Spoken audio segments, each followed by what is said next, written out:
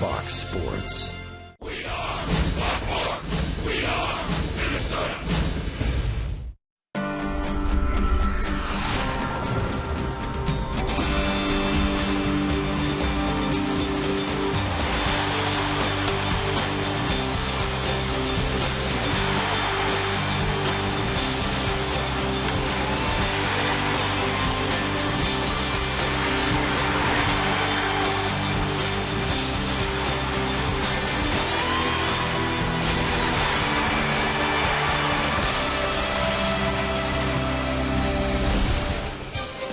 Tonight from Target Field, the Twins open up a homestand against the Cleveland Indians. Time running out on the Twins, just a couple weeks left in the season.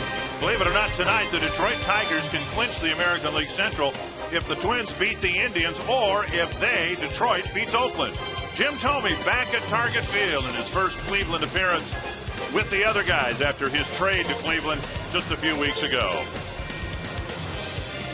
And we welcome you to Target Field. I'm Dick Kramer. You'll hear from Bert Blyleven in just a moment. This has been an absolute train wreck of a season for the Minnesota Twins on the injury front. And with 2 weeks left in the season, one more puzzle piece, hopefully the final puzzle piece of this injury-wrecked season. On our Sanford Health Injury Report, Joe Mauer went to the Mayo Clinic yesterday, was diagnosed with pneumonia, and his season is done. And Bert Blyleven joining me now. Bert, this has been an awful season for the Twins, and illness and injury front. Somehow this seems like a perfect way to wrap up the final 2 weeks. Well, Ron Gardenhire saying that, he wants Joe Mauer. Joe Mauer wants to finish the season, but, with the doctors saying what they did, Joe Mauer now shut down, and it's just another case of what's happened this year to the Twins. It's been a dreadful year as far as injuries. And so the Twins with Ron Gardenhire having to fill in a hole for the last 2 weeks of the season behind the plate, knowing that he's going to be facing his former favorite Twin over the last year and a half, Jim Thome, who will be in the lineup for the Indians. And here's what he's done in his Hall of Fame career. Well, 602 home runs for Jim Thome. Of course, he came up with the Cleveland Indians, where he hit 334 home runs, then traded over to the Philadelphia Phillies, 96 home runs for the Phillies, and then a White Sox, 134.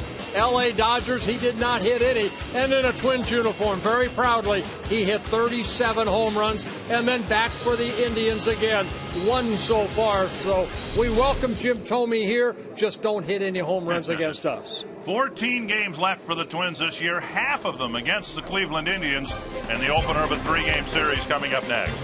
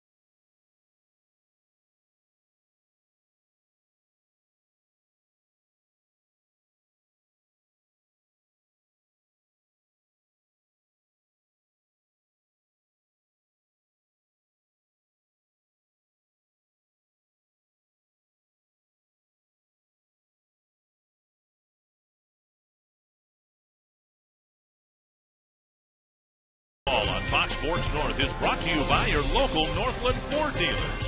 Visit your local Northland Ford dealer or go to northlandford.com.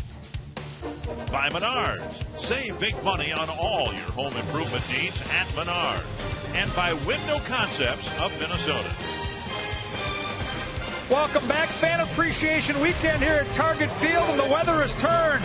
The fall has arrived, and when the fall arrives, it's more than just baseball season.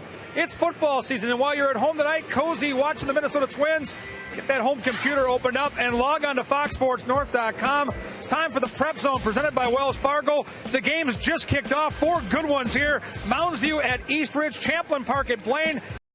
Undefeated matchup. St. Thomas Academy at Mount Amidai, 2 of the top 3 teams in Class 4A. And, of course, Cretin Durham Hall at Stillwater, a pair of 2-0 teams. It's the Fox Sports Prep Zone.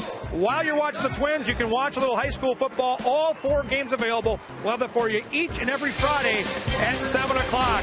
It's the Indians and the Twins, Ubaldo Jimenez against Kevin Slowey. Dick Kramer, Bert Blyleven take you through the festivities after this.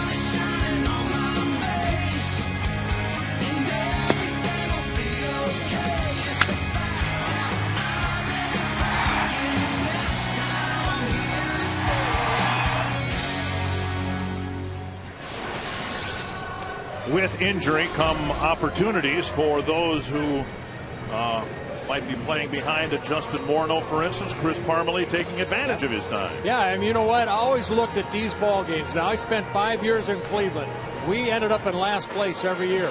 But you know what? All these games, these stats show up on the back of your bubblegum card. So these games are just as important in September as they are in April, even though both these ball clubs don't have much to play for. Some familiar and unfamiliar names on Manny Acta's Menards batting order. Kosuke Fukudome leading off. Jason Kipnis hitting second as Drupal Cabrera third. Big Jim hitting fourth. Carlos Santana, Grady Sizemore, Shelley Duncan, Lonnie Chisenhall finishing strong in his first season with Cleveland. And then the catcher, Lou Marson. And on the mound, it'll be Kevin Slowey making his 6th start, his 12th appearance. One thing Kevin would like to be part of is that's a Twins victory. In all his 11 games so far, 5 starts, the Twins are 0-11 when he has been partly on the mound. But he has very good career numbers against the Cleveland Indians. In 10 career starts, 6-2 with a 3.52 earned run average. Strike one to Fukudome. It's actually performed pretty well for the Indians since he was acquired to bolster Cleveland's playoff hopes from the Chicago Cubs. 2 strikes. And he got traded over on July 27th from the Cubs. Had a terrible start to his season with the Cubs, and he's performed a lot better since coming to the American League. 2 strikes. And outside 1-2. Fukudome, Kipnis, and Cabrera here in the first against Kevin Slowey. Yeah, Slowey all about control. He's got to work both sides of the plate down in the strike zone. Only 5 walks for Slowey in 43 innings, but he's given up 55 hits. And 29 runs, all 29 are earned.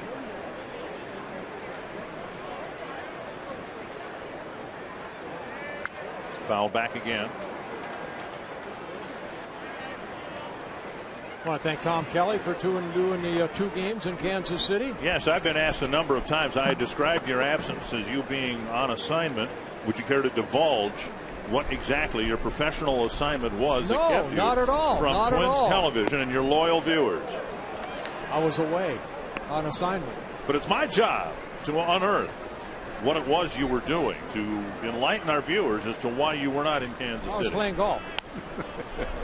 That's all it took? That's all it took. Well, actually, I had an event at Troy Byrne for NetApp, and just met a lot of nice people. So, very nice. A lot of nice people in Kansas City. And yes, there are. It's just you've met them before, I guess. And all these were in Hudson, Wisconsin. Very nice people. Fukudome wastes another one. Slowey has had an 8-pitch battle so far with Fukudome. Fukudome from Japan, 34 years old. Signed by the Cubs out of Japan as a free agent. Finally, Kevin Slowey gets him to chase a pitch up for his first strikeout.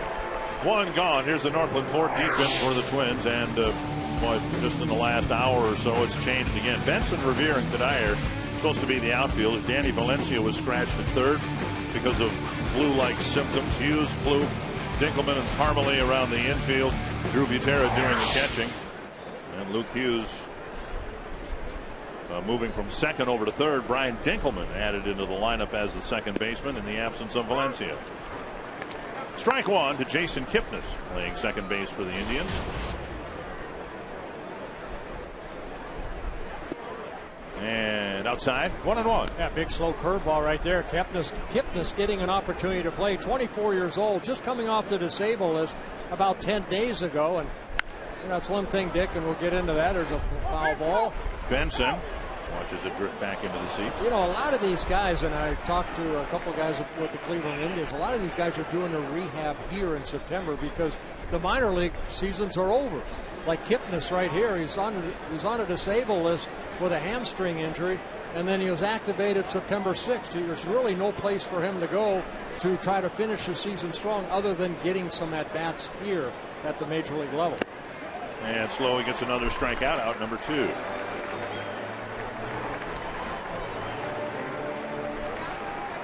Kevin Slowey as a starter in 5 starts. He's 0-5 with an ERA at 6.67.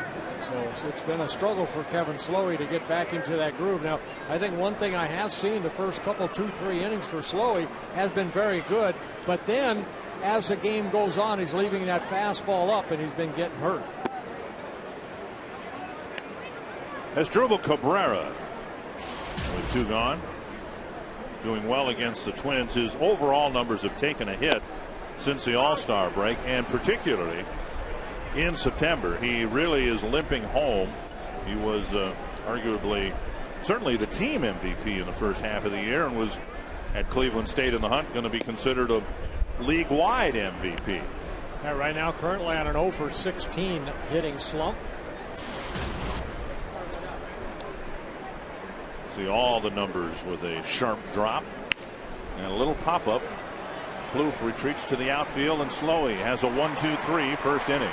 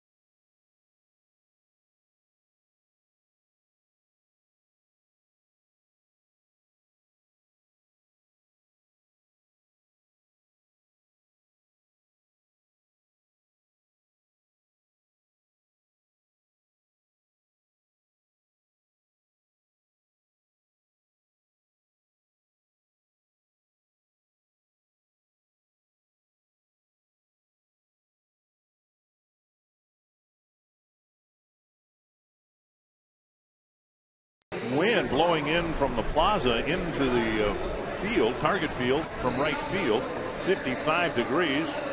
But you can see with the flags, the wind's gusting a little bit more than 11 miles per hour. Here's the Menards batting order. Ben Revere leading off, Trevor Plouffe, Jason Kubel, Michael Kadire, Chris Parmalee, Luke Hughes, Brian Dinkelman, Joe Benson, Drew Butera. All facing Ubaldo Jimenez. Yeah, Jimenez, as an Indian, he came over on July 31st, making his 9th start for the Indians, his first against the Twins since last year when he was with the Colorado Rockies. His last 4 starts have been very solid. 2-1 with a very good 3.12 earned run average. And a strike to Revere, 1-1. Remember, Jimenez was the talk of baseball last year when he was 15-1 going into the All-Star break.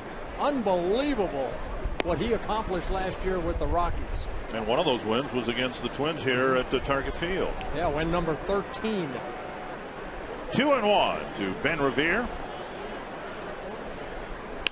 And a one-hopper back to the mound. We've seen Revere do more and more of that, it seems.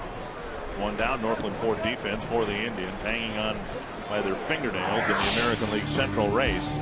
Shelley Duncan, Grady Sizemore, Kosuke Fukudome in the outfield. Chisenhall, Cabrera, Kipnis, and Santana, the infielders. Santana, of course, a catcher for the Indians as well. Lou Marson will be catching tonight. One gone. Here's Trevor Plouffe. And Jimenez hits the outside corner. Plouffe's average dropping down to 227. And in Kansas City, erratic play in the field, 3 errors in 2 games. Yeah, Plouffe on the road trip between Detroit and Kansas City, just 1 for 18. Foul back, 1-2. Jimenez making his 30th start overall, his 9th as a Cleveland Indian, but he's got that funky delivery where, that arm kind of at the last minute will come straight over the top. He has some good movement on his fastball when he's down in the zone. 2-2. So far this year, the first couple innings have been very good. Here's the numbers for Colorado and the Indians: 6-9 in 21 starts, and making his 9th start as an Indian. A significant drop-off from his numbers that you referred to in the first half of the year last year. Yeah, last year, he was 3rd in the National League Cy Young Award voting. Roy Halladay, Adam Wainwright, and then Jimenez. 2-2 to Plouffe. And in the dirt, a full count. And the Indians paid a very steep price to get him, two of their top pitching prospects. And the Indians, who did not feel going into the season that there was much of a chance that they would contend this year, found themselves in an awkward spot in July. There's ball 4. Plouffe will reach. And Kubel, you saw in the on-deck circle, will come to the plate with a man aboard. They didn't have the pitching they thought that could overtake the Tigers, but yet they were right there with them. And so they acquired Fukudome. They got Jimenez, figuring, hey, we're in this thing. Let's see if we can win it. And almost from the time both players arrived, the Indians went into a tailspin. Well, some injuries hurt them a little bit, but Jimenez, he's still young, just 26 years old, signed for a couple more years with an option here. Manny Acta, the manager, in his second season as manager of the Indians, watches. High fastball, swing and a miss by Jason Kubel.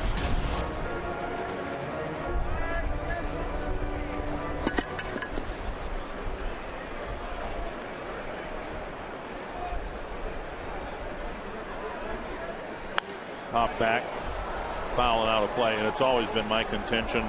It's not an original thought, but the most impactful acquisition prior to the trading deadline are almost always the ones you don't hear as much of. This was a well-publicized acquisition by the Indians. The best acquisition, at least in this division, was Doug Fister, and you hardly heard anything about that. Yeah, Doug Fister, outstanding for the Tigers. Kubel strikes out, and that's out number 2. Cleveland was in first place on July 18th. And since then, the Tigers have taken off, of course, the 12-game winning streak, and the Indians and everybody else have pretty much fallen apart. Well, you see the since right there. That's what has really turned the division around. Everybody has struggled. Chicago, right at 500, but it's just it's been great for the Detroit Tigers. Not too good for everybody else. Yeah. The Tigers just run away with the division. 2 gone. Here's Michael Kadire. Marson does a real good job throwing out runners when his starting pitcher gives him some help. Plouffe, a candidate to possibly steal a base, but so far he's held his ground. Yeah, 23 stolen bases so far this year off of Jimenez in 28 attempts. 1-0 to Kadire. And a breaking ball for a strike. Twins baseball brought to you in Sony High Definition.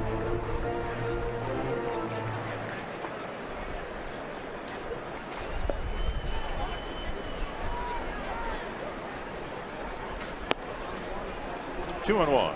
Jimenez just making his 3rd career start against the Twins. His first one coming in 2008 in Colorado. He lost to Nick Blackburn in the Twins 4-2. And then last year he won over Francisco Liriano 5-1 here at Target Field. And now inside 3-1. Parmalee on deck. Jimenez has already walked. Plouffe here in the first inning.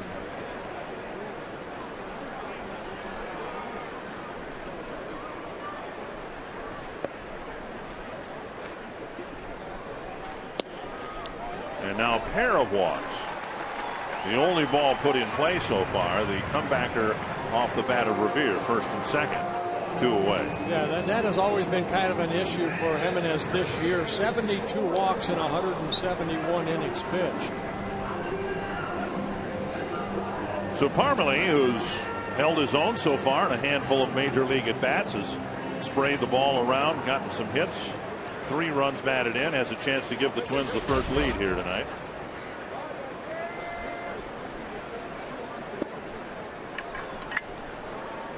And by handful of at-bats, I mean handful, just 21. With 6 hits, and there's a strike tickling the outside corner.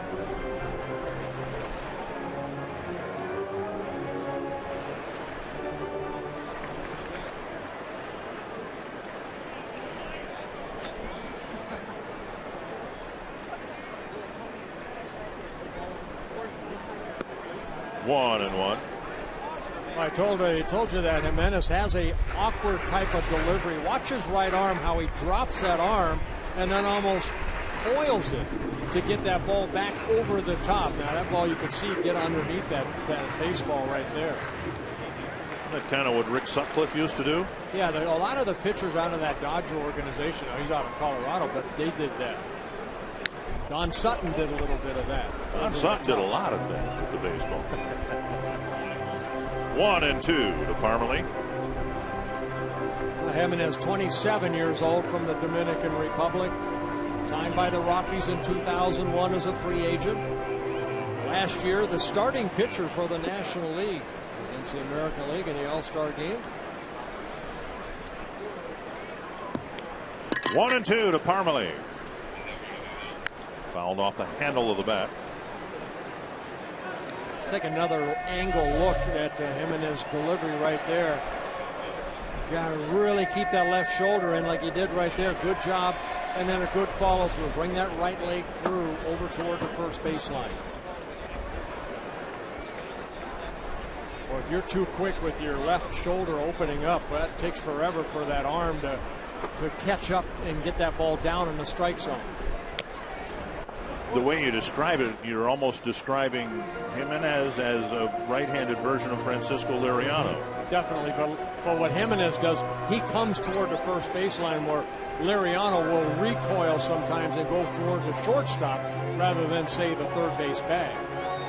There's Francisco Liriano, who was activated today. He's available to pitch for the Twins out of the bullpen. The Twins plan on getting Liriano a relief appearance or two, and then if all goes well, he'll start one of the two games of the doubleheader in Cleveland next weekend.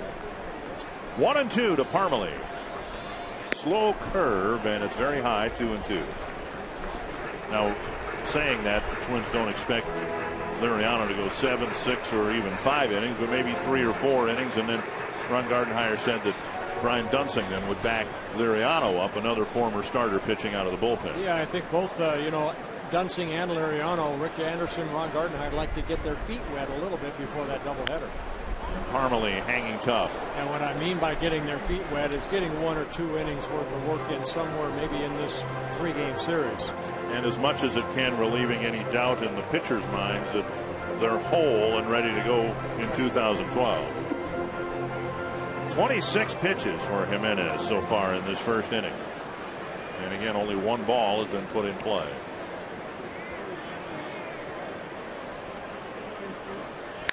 Chopper towards second. Kipnis has it, flips to short.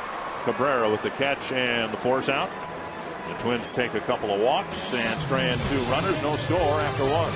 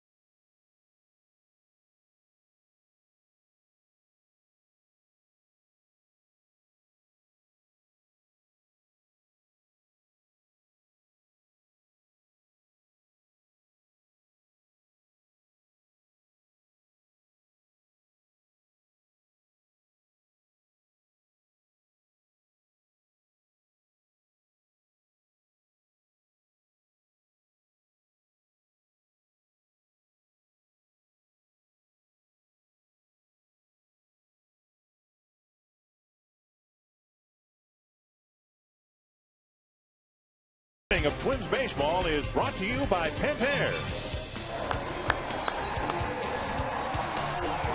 Jim Thome, welcome back to Target Field, doffing his helmet as his name was introduced. They showed some of his memorable home runs that he hit, including home run number 600.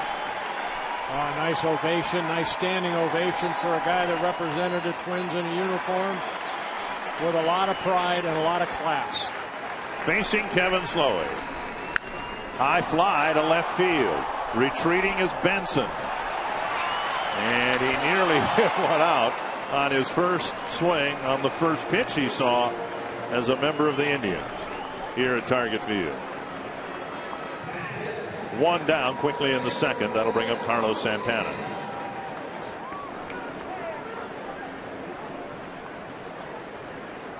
Santana with 23 home runs on the season. 72 runs batted in. But a batting average that the Indians are counting on will improve in coming season. Yeah, as a right-hander, he's hitting .305, but as a left-handed hitter, hitting just .205. And that's where all the power has been. 19 of his 23 home runs from the left side of the plate.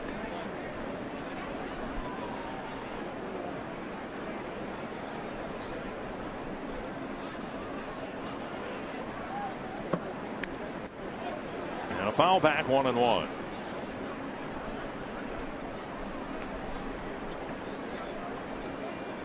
Slowey making his 6th start of the year, his 88th career start, 39 wins, 26 losses. And now outside 2-1. And as I mentioned, very good numbers in 10 career starts against the Indians, 6-2 with a very good earned run average. And it misses down and or in, 3-1. Sizemore on deck. So far, so good for Slowey. 4 up, 4 down. And a deep drive to right into the wind, but back and gone. A home run for Carlos Santana, number 24. Well, the 9th home run that Kevin Slowey has allowed in 44 innings. Santana hitting his 24th, his 20th as a left-handed hitter. Take a look at the location. Fastball, outer half, but about thigh high. Not a bad pitch, but good extension right there by Santana. And he gives the Indians a 1-0 lead. Here's Sizemore.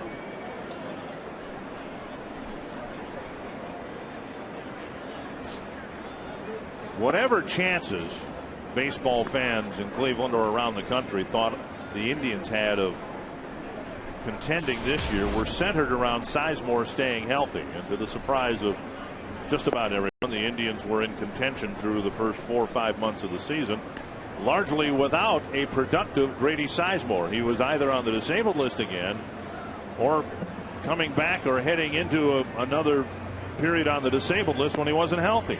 He's had 2 sports hernias. He just started this season recovering from his left knee surgery. He's had a bad season. Just cannot stay healthy. The best part of all that is he's not wearing a Twins uniform. He'd fit in pretty well with the Twins roster. 3-1. Travis Hafner's hurt. The Indians and Twins, at least in this league, I can't speak for the National League, but without question, the Indians and the Twins have been the top 2 teams beset by injuries through this baseball season. And as many injuries as the Indians have suffered, the Twins are then at a completely different level above that. Chop to the right side. Parmalee gets a head high hop. 2 down. Let's go to Kevin Gord. Thanks, Dick. An amazing story. It's the baseball biking tour. He's Darren O'Donnell. There goes the Twin sticker, folks. He left Washington on April the 8th. He's going to tour all 30 Major League ballparks. This is number 28 for Darren in all. 10,500 miles. Now, I can see you're in good shape, much better shape than me at 24 years old, but you have to be getting a little fatigued now in the dog days of the trip. Yeah, it's starting to get cold up here, and I do long for sleeping in my own bed again. You left Washington April 8th, all on your bike, all by yourself, a journey to see all 30 ballparks. Where did you come up with this, and what did your family think? I just came up while I was riding my bike down the West Coast last April. Always liked baseball. Figured I'd mix the 2 ideas. My family, very supportive of it. You know, just thought it was a cool idea, and yeah, you know, if anybody could do it, I could do it. What a cool deal, guys. 10,500 miles, 2 more to go. He'll close it out in St. Louis later this week. Kevin Slowey gives up a home run. It's 1-0 Cleveland.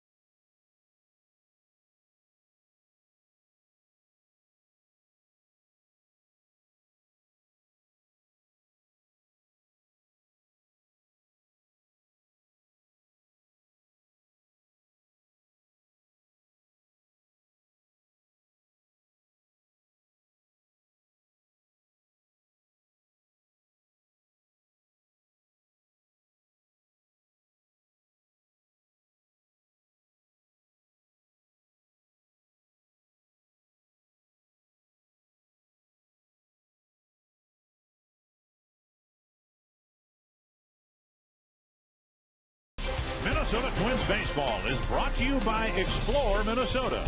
Visit exploreminnesota.com to plan your next Minnesota vacation today. Nice big buck there. That's the Lake of the Woods, Rainy River area near Baudette in northwestern Minnesota.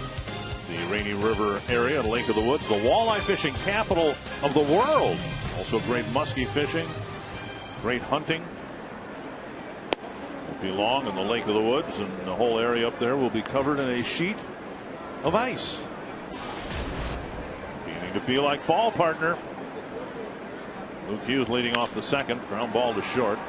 Scooped up by Cabrera. Perfect throw across the diamond, one down. You didn't hear me jump on that, did you? Speaking of fall, high school football action with Fox Sports Prep Zone presented by Wells Fargo. Log on to foxsportsnorth.com. Click on the Prep Zone link to watch up to 4 high school football games all at one time, live each week. Log on now to watch this week's featured games. Right now, Mounds View at Eastridge, Champlin Park at Blaine, St. Thomas Academy at Matamidi, and Cretin-Derham Hall at Stillwater. Strike one to Brian Dinkelman. Dinkelman inserted into the lineup when Danny Valencia was scratched because of flu-like symptoms. When you see that in print, it's almost always in parentheses or quotation marks, I guess.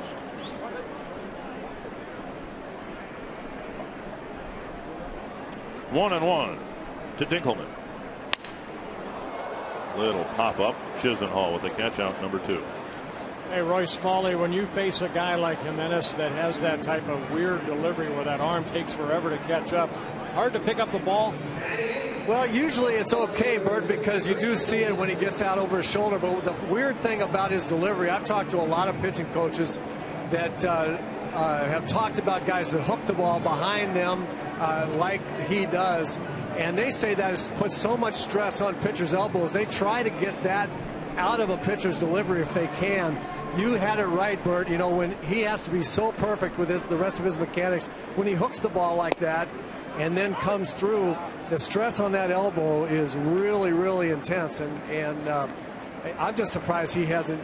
He's only 26 years old. One of these days, he's in danger of blowing that thing out. Well, Roy, one thing I've noticed from up here is you can see the ball down behind his back leg when he drops it down like that. Does a hitter look at that, or are you just focused on where the release point's going to be? Usually you're focused on the release point, Dick. There's a drive to deep center off the bat of Benson. And Benson will stay at second with a double. He drilled that ball to center field and has an extra base hit with 2 out. Yeah, Benson with his 4th double of the year. Got a pitch to his liking. That ball almost looked like a knuckleball. He hit it so hard. Sizemore went after it. That ball hit sharply. Sizemore going after it, and then the ball just kind of kept going away from him.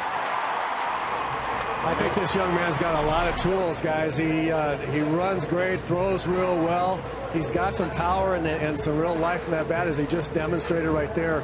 I think he's going to be an exciting young player at some point. Drew Butera will hit with the tying run at second and 2 down.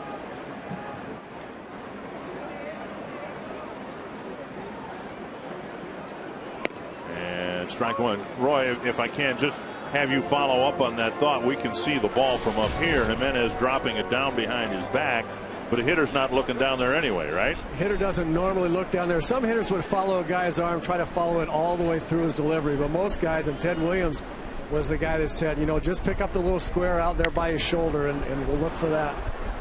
Butera grounds back to the mound. Benson left at second base. It's 1-0 Cleveland.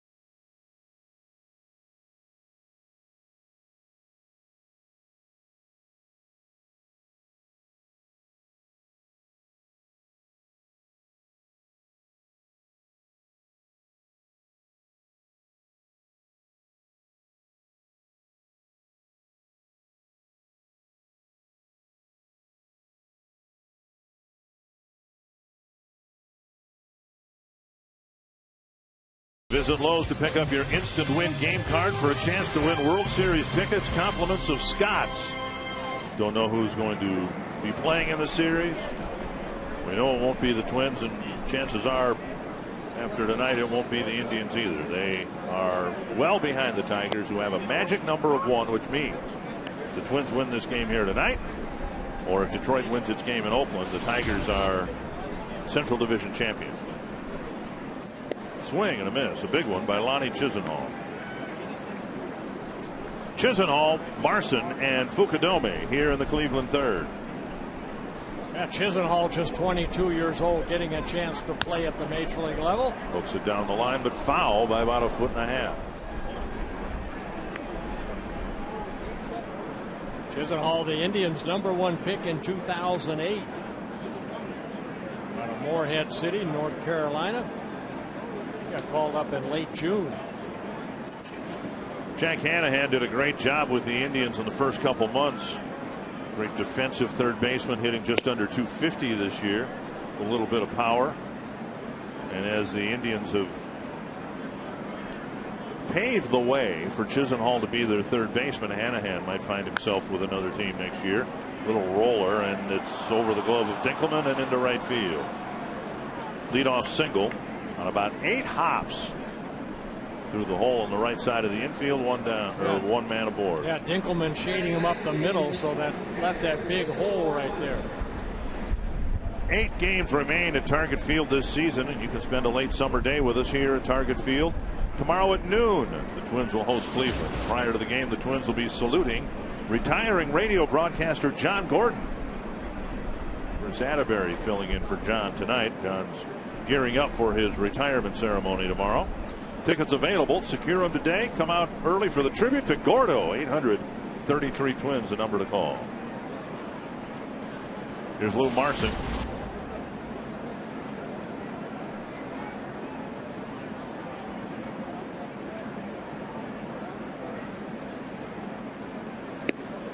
You touched on a remarkable statistic, an odd statistic. Slowey has pitched in 11 games for the Twins this year, and the Twins have lost all 11 games. That defies odds, regardless of how poorly you might be pitching. And I don't think even Kevin would tell you he's been pitching well. There's a pop-up foul and out of play. But 11 games, and the Twins have lost all 11. Twins haven't had that type of pitching, statistical pitching futility since Terry Felton, who pitched parts of 4 years for the Twins, went 0-16, including 0-13 in 1982. Yeah, I mean, you know, for Kevin Slowey, it's 0-5 as a starter, and the 6 relief appearances were mainly relief appearances where he's picking up the starter that fell behind early. Right, where no one's suggesting Slowey's responsible for all 11 losses. Oh, heavens no. 2-1. And now inside 3-1. Now, of the 5 starts, 2 were quality starts. You know, not his last start against the Tigers, but the one in Chicago, he worked 7 very good innings. Got the loss in that ball game, only gave up 2 runs. And then against the Angels, 7 innings, only gave up 2 runs and lost that ball game. 3-2. I mean, let's be honest, this is not an easy team right now to be a starting pitcher for. The team's not scoring many runs. The defense has been too porous. I always looked at it, Dick. If they don't score any runs, just don't give up any. And it's a 0-0 game at the end of 9. What was Don Drysdale's line? Somebody told him he wasn't at the ballpark for some reason for one of Sandy Koufax's no-hitters. And somebody said, Sandy threw a no-hitter. And Drysdale's line was, well, did we win? Did we win, right. 3-2 with nobody out. We'll see if Chisenhall takes off again. There he goes. And the pitch fouled back.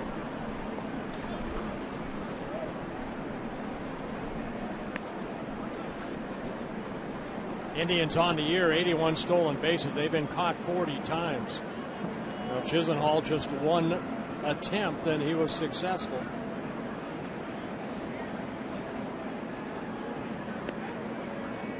Chisenhall goes again, and a rocket under the glove of Dinkelman into center field, and Chisenhall will go to third base. Very well hit ball, and Dinkelman put his glove down. It looked like the ball skipped right under it. Boy, I tell you what, Lou Marson couldn't hit that ball any harder right there, right back at Kevin Slowey. Now, Dinkelman was going to cover the bag, but look how hard, get out of the way, Kevin Slowey. And Dinkelman, got by him in a hurry. Right over Slowey's head. So a base hit to Dinkelman's left, and now a rocket to his right. First and third, nobody out, and here's Fukudome. You can see the location of that pitch. It was belt high right down the middle of the plate. What a stop by Butera. Ball looked like it landed 2-3 feet in front of the left-handed batter's box. A great stop right here. Watch as this ball ends up a breaking ball, and Butera just kind of says, okay, hit me somewhere, and hopefully I'll, deaden the ball. Catchers do drills on blocking pitches in the dirt. No one throws them that short. Bounce to Parmalee, and the runner coming home. Parmalee will start a double play. With the runner coming in from third, Parmalee had to make a quick choice, and he opted to go for the double play. Yeah, you know what? Even as a former pitcher, I like this play right here. If you can get 2 outs and give up 1, it's early in the ball game. I know the Twins haven't scored a lot of runs, but you want to get 2 outs as quick as possible. And watch this one hopper right here. Now, Parmalee could have got the runner at home maybe, but instead gets the double play. And the Twins down 2-0, but now there's 2 outs. And you stay away from maybe that multi-run inning. Think of all the people the Twins have had at first base this year. Parmalee is a first baseman. He has experience, albeit minor league experience, but playing at first base. This year the Twins have had Mauer, they've had Hughes, Kadire, certainly Morneau.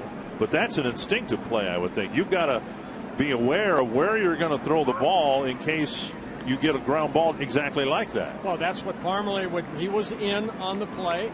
He's already pointed probably to Trevor Plouffe saying, the ball hit to me, I'm going to go right to you. And that's exactly what happened. 2-1.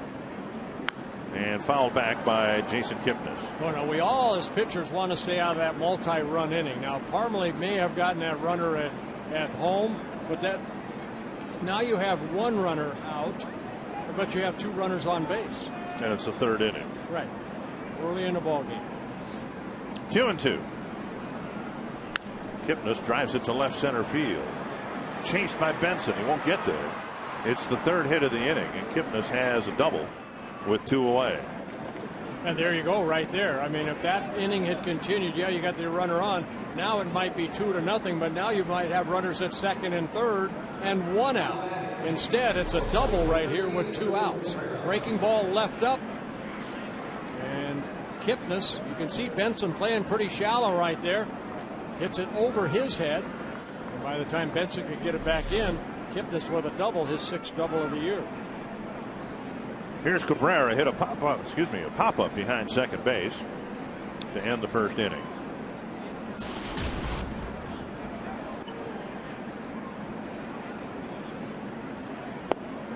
Breaking ball and a swing and a miss.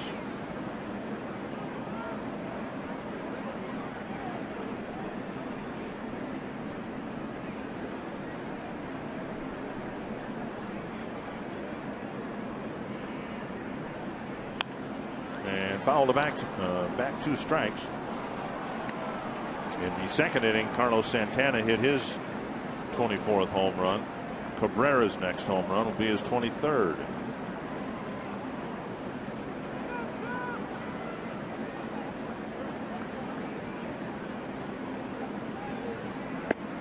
Inside, 1-2.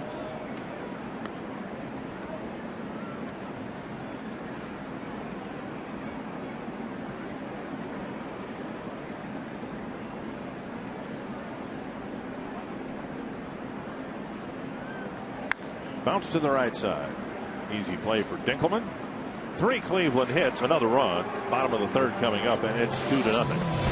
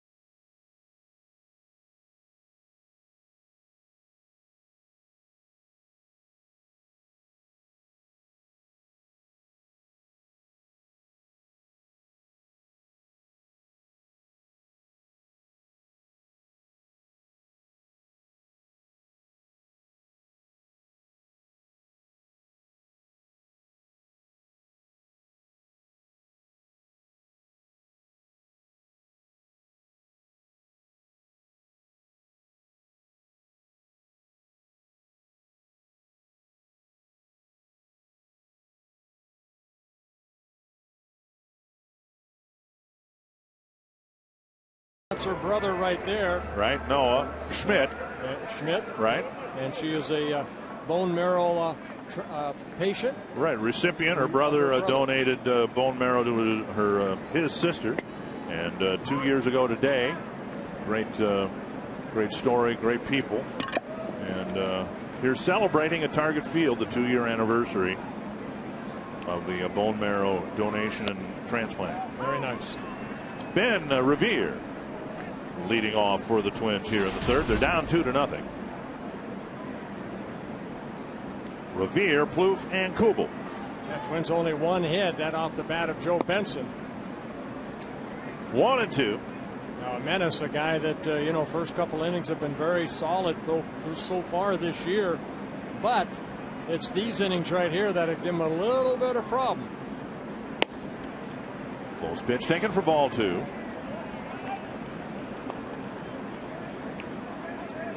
Indians will have Jimenez for a few years, meaning the Twins will have to face him for a few years. This one hit on the ground. Nice pickup. Kipnis has no chance to get Ben Revere. This time he got the ground ball past the mound and he gets a leadoff single. And that's all Revere wants to do too, is get it by the pitcher. Now Jimenez, the first 2 innings this year in our Windows concept or windows of opportunity, window concepts, you see the first 2 innings, opponents hitting just ERA, very good ERA, but it's innings 3 and 4 that he's had trouble with. And then after that, he settles back down again, and another very good low earned run average. Trevor Plouffe drew a first inning walk out as far as second base. Outside, ball 1.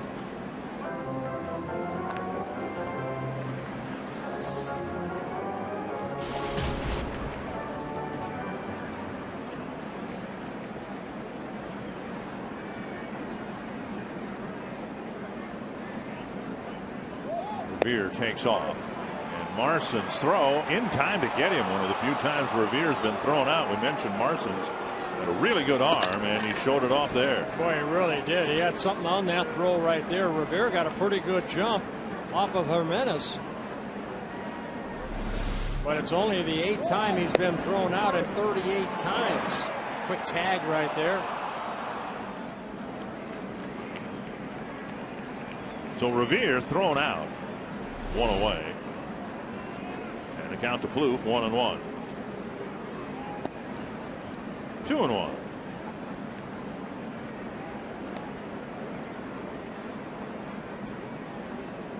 Coming into the ball game, Marson has thrown out 33% of base runners, 21 of 64. And you mentioned Jimenez's numbers since coming over from Cleveland. Someone who doesn't, it seems, hold runners particularly well based on the success rate he's allowed. 2-2 to Plouffe. Little bit low, and it's a full count.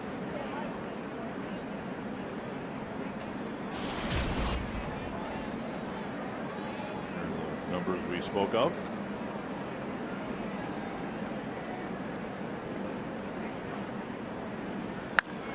To the right field corner, Fukudome will make the catch. Plouffe hit it pretty hard for out number 2. You can ask a question online at carsoup.com/baseball. Andrew Gerard of St. Cloud wondering, Bert, were you ever traded in the middle of a season? And if so, how did it feel? I was traded twice. One time from the Twins to Texas during the year for the guy down in the camera wall down there, Roy Smalley, and some other guys, myself and Danny Thompson. And then another time from Cleveland back to Minnesota in 1985. That Jay Bell went to the Indians, I believe. Jay Bell in that trade. Yes, and Roy Smalley. I know. It's not easy getting traded during the year. It takes a while to get accustomed to your new surroundings, your new teammates. Did you feel the same? Oh, absolutely, Bert. I felt the exact same way. You have a new set of guys you have to you bond with, and a lot of people don't think, but you know how it is, Bert. We pick up and have to play someplace the very next day for a different team, and our wives are left behind to do everything else. That ball is caught by Sizemore with a sliding catch in center field. Twins send just 3 men to the plate, even though Revere led off the inning with a single. It's 2-0 Cleveland.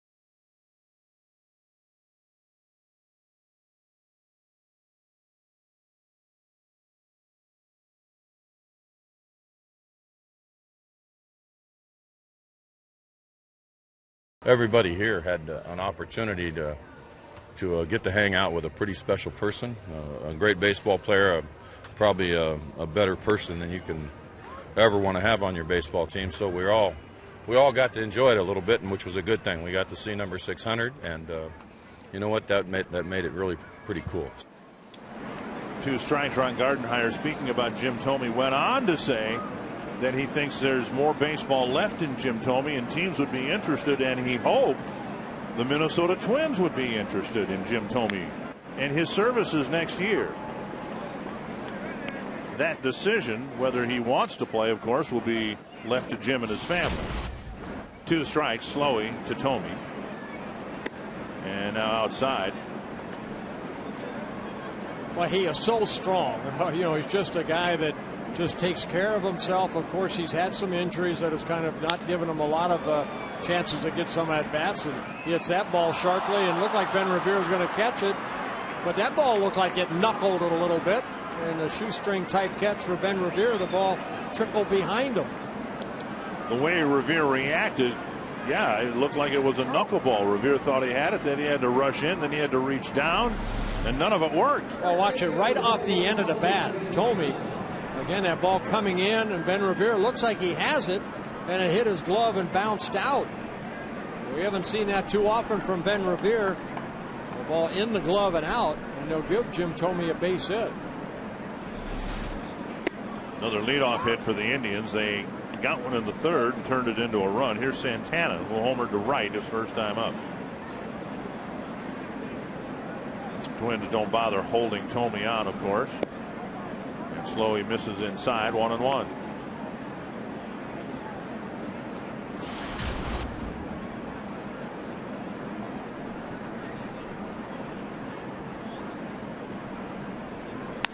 Popped up to the infield. It's Hughes coming in. 1 down. On our Circle Me Burt contestants here, Bride Crystal. There you go. You are hereby circled over here at this camera right here, young lady.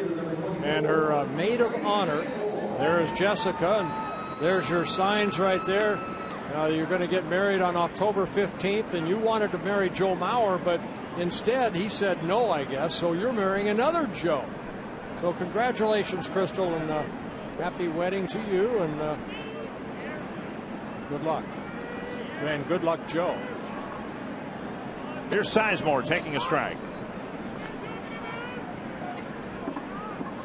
You know, one more thing, Dick, about Jim Thome. It's not only what he still may be able to do on the field, but it's his clubhouse presence that I think that is so appreciated by the Twins organization or any club he's ever played for. He's a guy that, you know, even the Twins players said, you know, I wanted to kind of be like him because he'd be the first one at the ballpark. He knew what he needed to do to get ready day in and day out. And he wanted to play. He wanted to play whether he was sick or not. He wanted to play. 2-1. Familiarity would be a reason for Thome to come back with the Twins if they expressed an interest.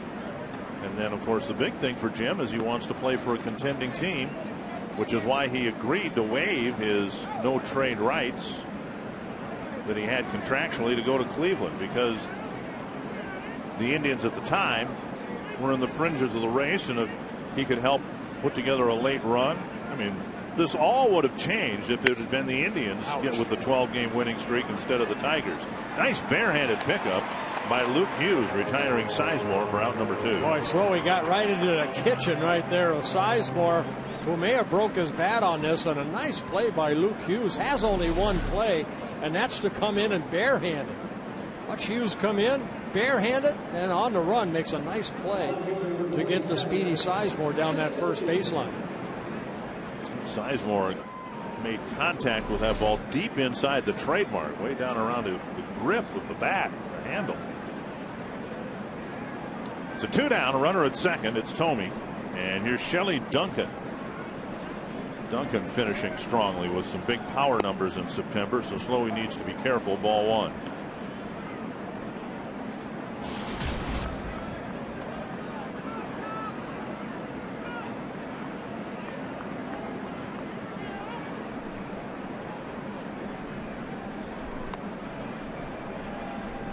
2-0. Slowey with 70 pitches so far here with 2 outs in the 4th inning. 45 have been strikes. No walks, a couple strikeouts.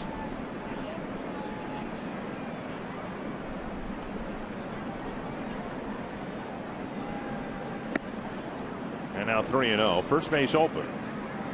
And Lonnie Chisenhall on deck. Duncan, 31 years old. He came up with the Yankees, up and down for a couple years with the Yankees. In his 2nd season with the Indians. There's Chisenhall. On the outside corner, 3-1. This guy here, Dick, that's just big and strong. I mean, he's a son of Dave Duncan, pitching coach for Tony La Russa and the St. Louis Cardinals. Out. Hit by the pitch, up and in. Got him on the wrist, apparently harmlessly. 1st and 2nd, 2 down. And now Chisenhall. Trying to run that fastball inside. And the right arm of Duncan gets hit. It's his own fault, right? He got in the way. Talking to Sandy Alomar Jr. right there. Well, here is Chisenhall, who hit about a 6-hop ground ball between Parmalee and Dinkelman. And Dinkelman tried a desperation swipe at the ball in short right field. Chisenhall ended up with a leadoff single and a run scored in the 3rd inning. Big swing and a miss, 1 strike. Good changeup right there by Slowey.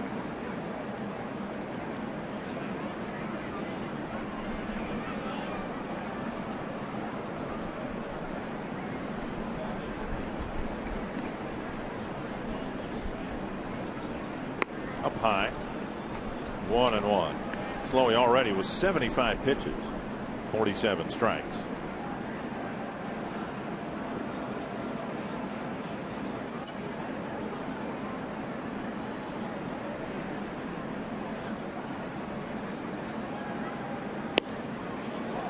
One and two.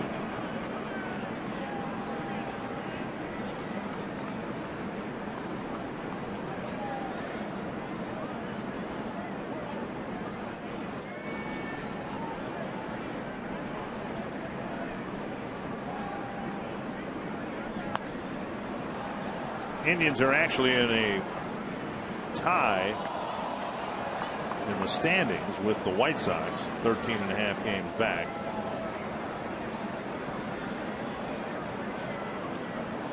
The Indians have 2 more games to play.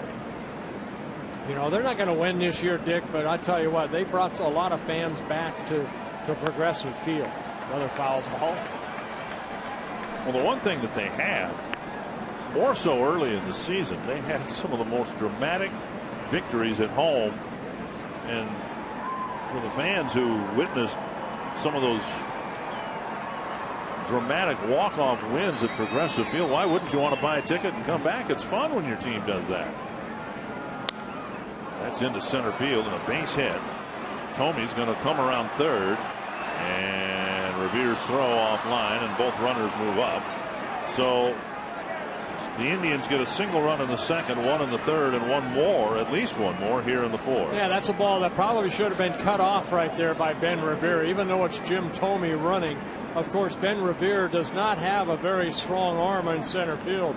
Chisenhall picks up his 2nd hit of the ball game. Pretty good pitch down and away over the head again of Kevin Slowey.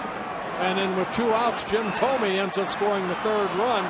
But then, most importantly, Chisenhall allowed to go into scoring position at second base.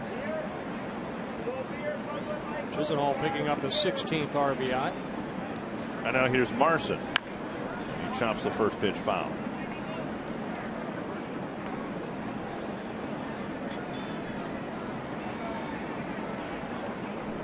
He enjoys playing the game. You can tell by that expression.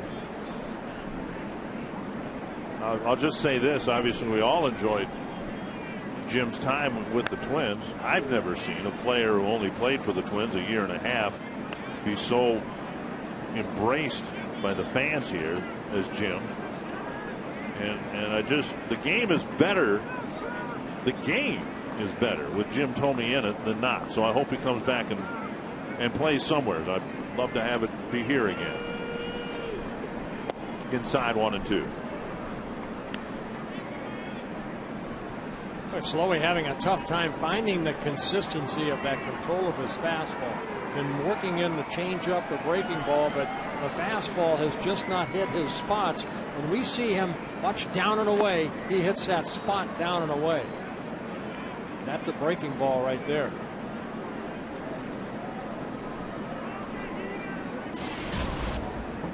It was Marson who almost took his head off in the last inning with that line drive up the middle. 2-2 into center field, and 2 runs are going to score.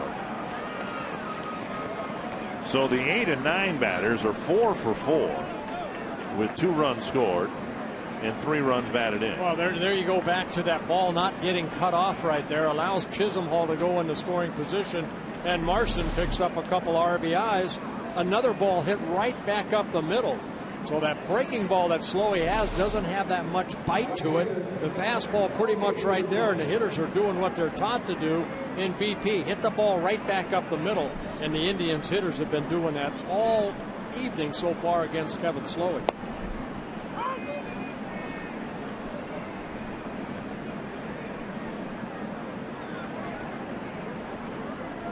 Slowey in his last start only went 4 innings against Detroit, taken out after 4 innings when he gave up 6 runs. He's had 18 plate appearances. He's only retired 10 batters, given up 7 hits and a walk, and so far 5 runs. We mentioned that Francisco Liriano has been activated from the disabled list, and he's available to pitch an inning or 2. Looks like it's right-hander Kyle Waldrop warming up out in the Twins bullpen here in the 4th. You know, we have a conference call every day, and, you know, I kind of have my feelings about Kevin Slowey is that I really don't believe that he is physically ready to pitch as a starter, only because I'm watching the pitches that he's throwing. When he has been on over the last couple of years, you know, he's hit his spots down in the strike zone. Now everything's all over the place. Safe at second. Plouffe thought he dropped the tag on the catcher Marson, but it's a stolen base. Well, Marson stealing his 4th base of the year. Now, what I mean about Kevin Slowey is from the waist down, the leg strength. Good strong throw, quick tag. Good second base umpire Mike Everett said he got that hand on the bag. Foul back. Now, ultimately, isn't that Kevin Slowey's job? Yeah, it's his responsibility to, you know, as a pitching coach, you don't have to say you have to run, but you have to be strong from the waist down. That's where your strength is as a pitcher. And as I think he goes deeper in the ball games, we've seen that fastball up because, to me, his legs are not in good condition. 1-2. Now they throw to second and try to pick him off, and he got him. Well, they missed him trying to steal second, and then Butera came up with a better throw and picked him off second. Don't see too many Twins catchers throw out a runner at second base.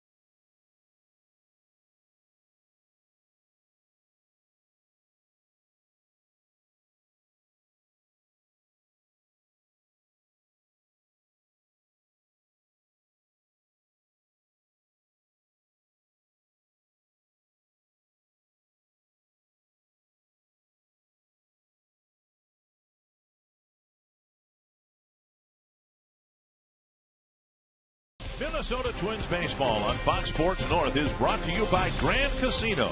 The best stories start here. By AT&T. And by Comcast. Call Comcast Business Class at 800-391-3000 to turn your business into a fast business. Michael Kadire will lead off the fourth. Chris Parmelee, Luke Hughes to follow against Ubaldo Jimenez, now pitching with a 5-0 lead. Strike one. Kadire drew a walk in the first inning. Twins took a couple of walks against Jimenez. Didn't score. And have had a hit in each of the 2 innings that have followed. Fouled back.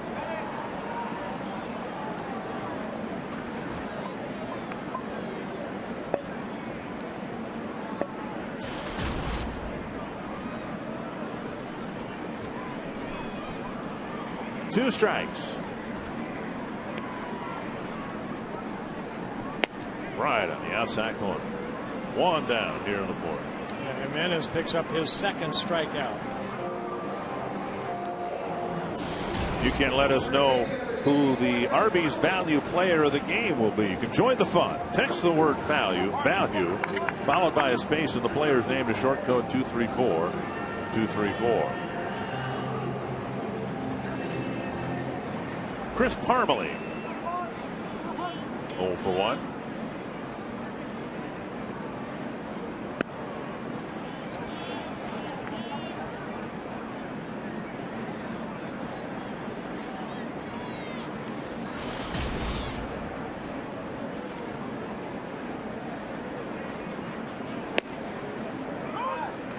One and one.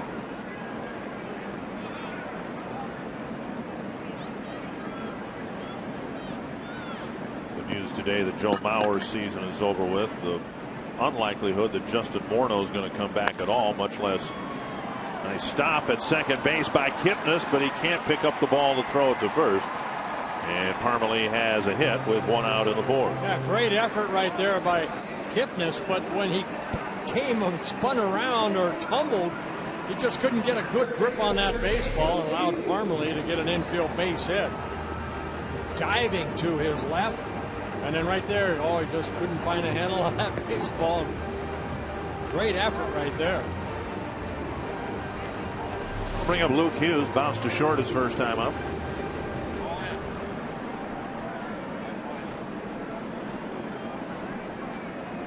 Talking about Justin Morneau certainly not coming back as a first baseman, perhaps not coming back at all. The door is wide open for Parmelee to get these precious major league at bats and hopefully leave an impression for next year and beyond.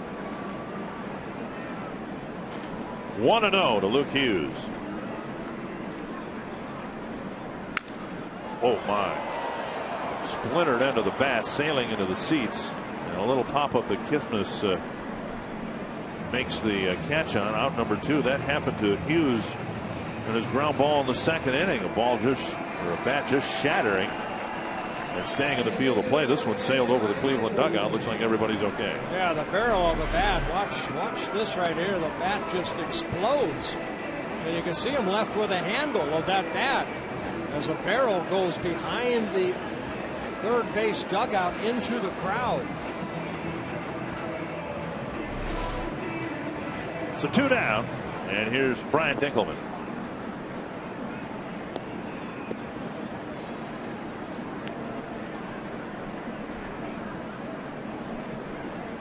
Fouled back.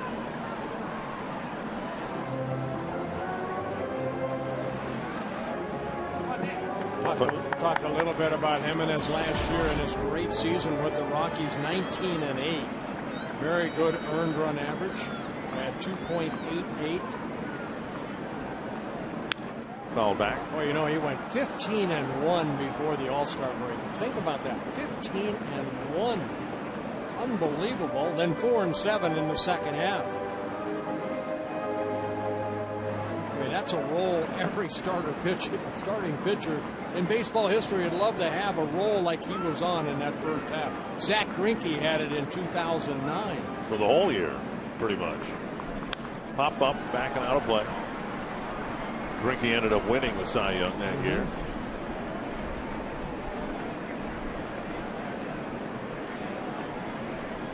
Two strikes to Dinkelman. Roy Halladay won the Cy Young in the National League last year, going 21-10. Adam Wainwright 20-11, and then third was Jimenez.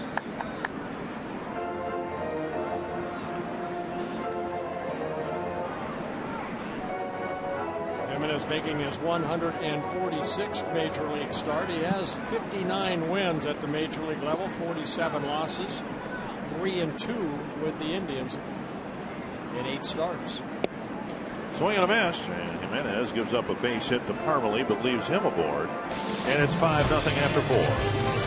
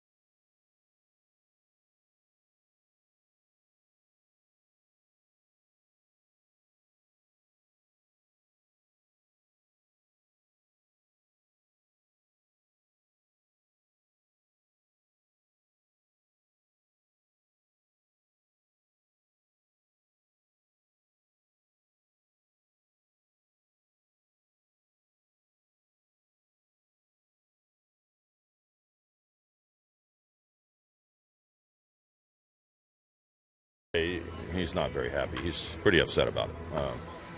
He's going to have to do what the doctors say. We all know those things, and take care of himself physically, absolutely. But he really, really is not happy about this situation. He wants to be out there. He wants to be here with the guys. So he's pretty upset about it, to tell you the truth, and talking with him.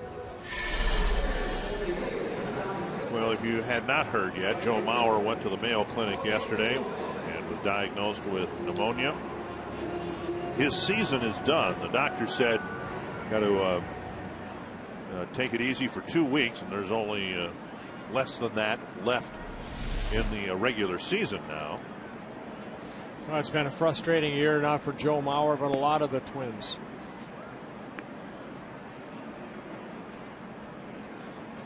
Here is Fukudome. Kyle Waldrop on the mound now for the Twins, making his 4th major league appearance. It's a ground ball off the bat of Fukudome, 1 down. Waldrop has worked a total of 5 1/3 innings, given up 7 hits, 5 runs, all earned. A couple walks, 1 intentional with 1 strikeout. Waldrop, 25 years old. Twins' #1 pick in 2004. This year at AAA in Rochester, 5-5 in 56 relief appearances.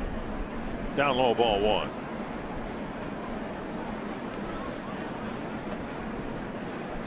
Kevin Slowey, only 4 innings. He allowed 7 hits, all 5 runs earned. Lifted to left. Benson back a few steps, now over, makes the catch out, #2.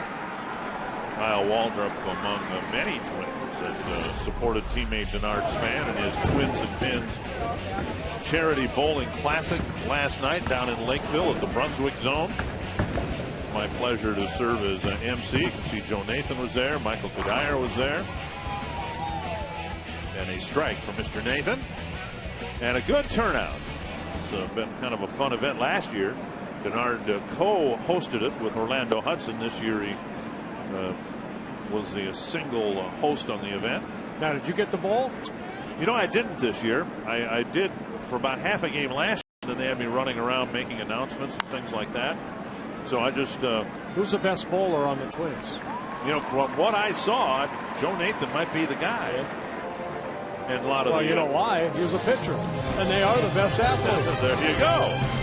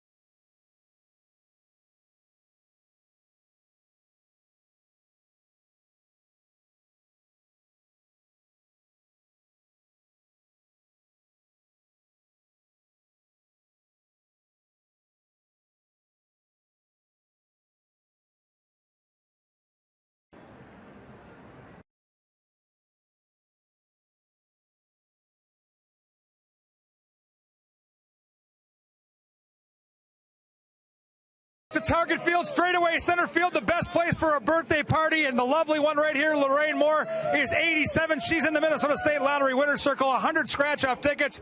No better place to spend your birthday than Target Field. Your first time here, what do you think? I think it's wonderful. I've never been in here before, and I just love it.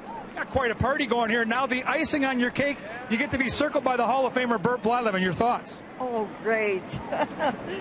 Bert, 87's the number for the birthday, and as you know, 87 was a pretty magic number in your career, and of course, Twins franchise history. A big birthday party out here in center field. Yeah, happy birthday to you, young lady.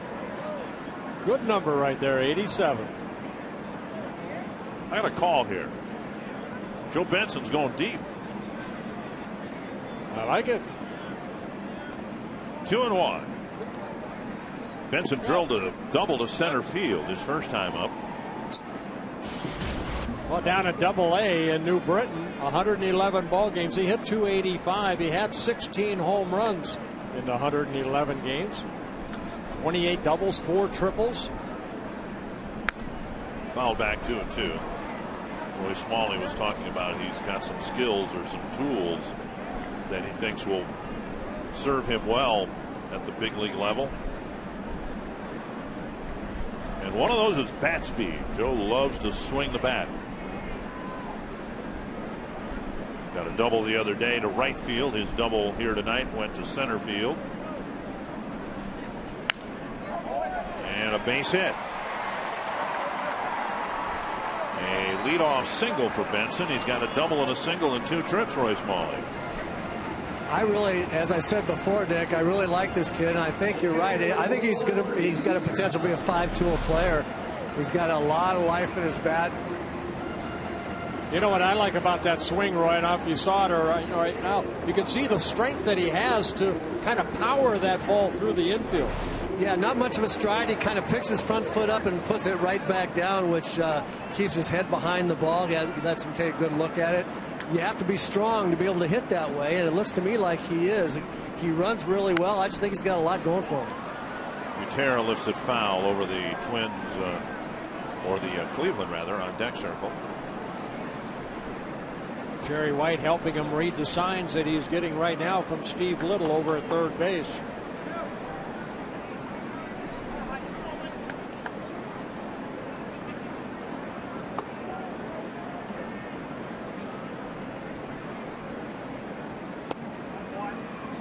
1-1.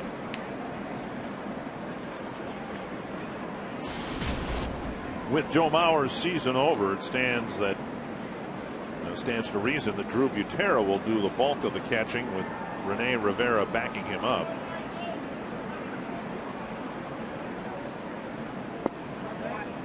And the math would tell you that with Mauer out of the equation, the Twins in September are back to 2 catchers. And so one will play and the other will sit. There won't be any subbing one for the other. At least rarely would there be. And so that means that in this case, Butera won't be pinch hit for later in the game in all likelihood, because there's not a third catcher.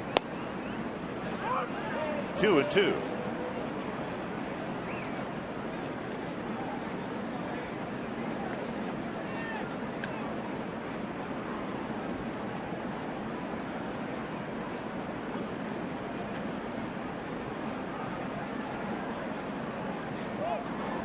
Runner goes and Butera taps it. That's a fair ball. And he's tagged out. Looks like he hit that ball about 18 inches in front of home plate, and Marson tagged him out. Well, it looked like Drew kind of waited at the last second to swing at this ball, and he just made a little contact. Watch this right here. Kind of just maybe a little hit and run, and the ball ends up in fair territory. Marson tagging Butera. But on the play, Benson, who was taking off, goes into second base. Yeah, too bad that ball's a strike, and Drew had to try to protect the plate because Benson had it stolen. I was watching him from over here directly opposite first base, and he got a good jump, and he can get down the line. He really can. He had that base stolen, no problem. Here's Revere, 1 for 2. Up and away, ball 1. Revere hit one back to the mound in the first. He got one past the mound. Kipnis fielded the ball behind second base, but had no play. Yeah, what Roy's talking about, there's 2 strikes on Drew right there. I mean, you got to try to protect the plate a little bit. You have to. 2-0. Yeah, you can't take strike 3 just because the guy's got a good jump. Right. Just kind of a half-hearted type swing by Butera.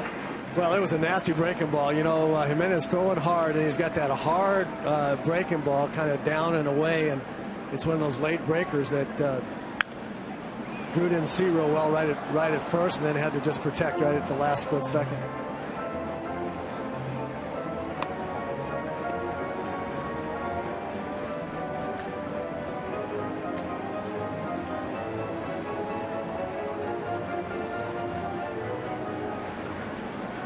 Jimenez at 77 pitches, 48 have been strikes. And now 3-1.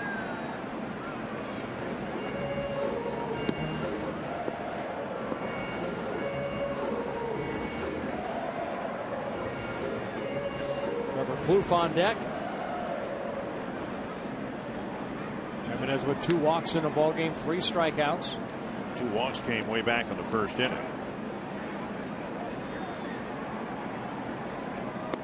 And Revere takes a walk to fill first base.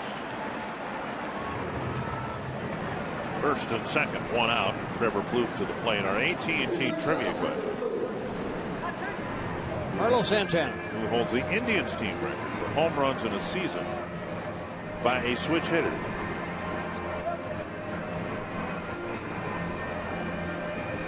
Santana has 24. He hit his 24th in the second inning, and Cabrera at short, both switch hitters at 22. Paging through the notes. I'll give you one more hint and you get it. He's a current player. Oh, I wasn't even looking at my notes. I picked that up to make sure what inning Santana hit his home run. Okay. Down and away, ball 1 to Trevor Plouffe. Not a current Indian player, but a current player.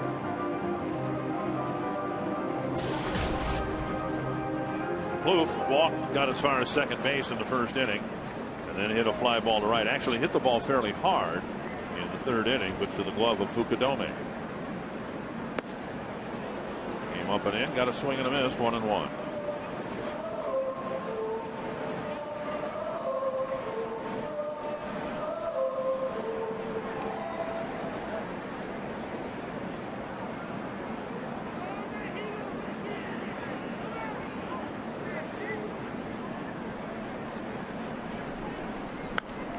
popped up and over the Twins dugout out of play.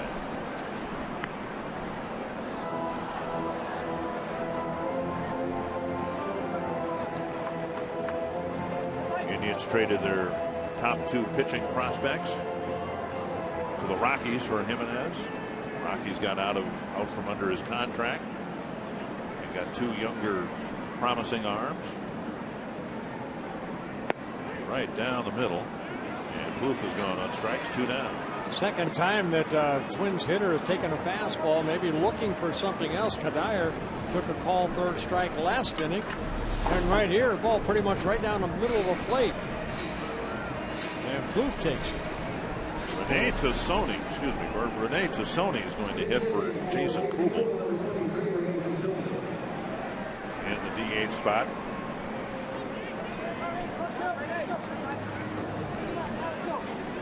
Kubel had gone 0 for 2, went down swinging in the first, hit a fly ball to center. Kubel's been playing with a sore foot for the last month. Strike 1.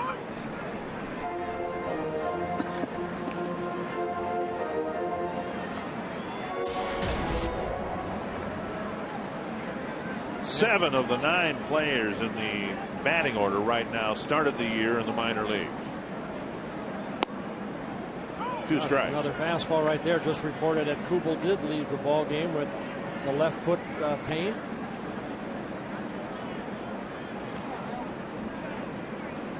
Two strikes to Tassoni. Twins have 2 runners on for the first time since the first inning. Back to the screen.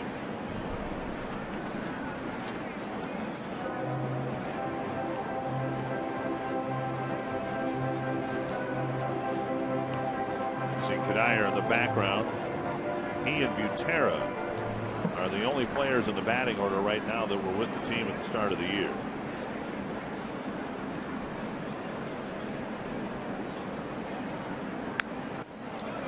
Tassoni got a pitch up, fouled it straight back. Well, the average is not there, and I mentioned before about Tassoni. He's made some good contact. He just hasn't had a lot to show for it. 139 at bats, 24 hits, 6 extra base hits. 2 doubles, a triple, 3 home runs. Driving it to center, and that's hooking away from Sizemore, but he drops the ball. He got there and dropped it. And Tassoni goes to 3rd, and 2 runs come in. Well, that'll be an error charge to Sizemore. Tassoni again hit that ball sharply. Sizemore having to run to right center for this fly ball. Was there, had it in his glove, and then it just dropped out.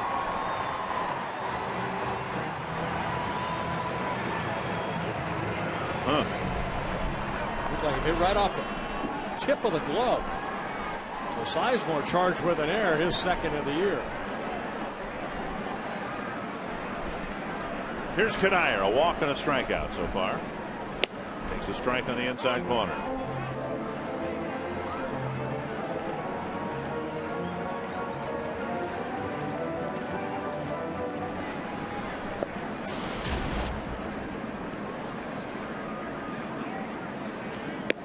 And now outside, 1-1.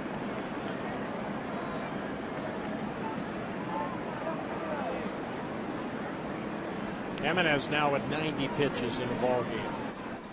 And he's a pitcher that historically does throw a lot of pitches in a short amount of time.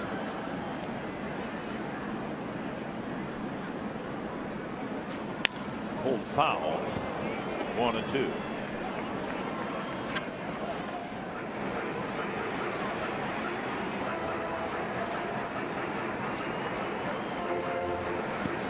There's the pitches per inning, 27 in the first, and so far here 27 in the 5th.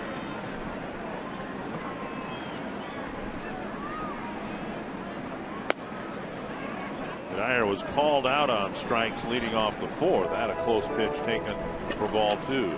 Let's see if the Twins can add another run right here. 2 gifted runs right there. Get back into the ball game. Kadire picking up an RBI, hopefully right here, looking for 66 to the year. Tapper to third. Chisenhall picks it up, slings it across the diamond. That ends the inning. A couple of unearned runs for the Twins, but they all count. It's a 5-2 game.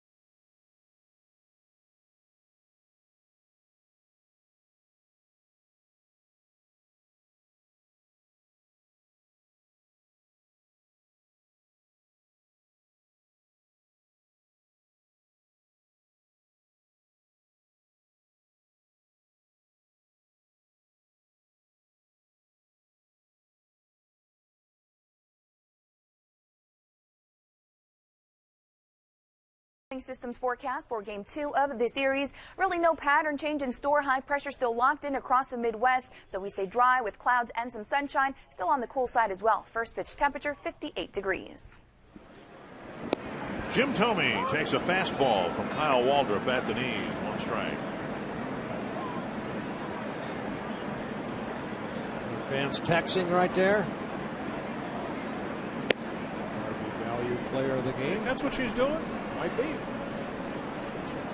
Jim Thome drove in 99 runs as a Minnesota Twin. 2-1.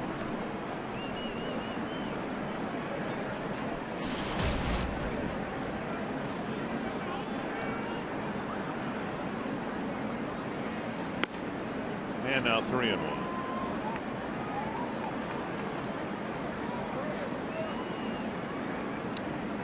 Waldrop starting his second inning of relief. Needed only 6 pitches to retire 3 batters in the top of the 5th inning. Half swing, but a strike, and it's 3-2. Tony Santana and Sizemore here in the Cleveland 6th.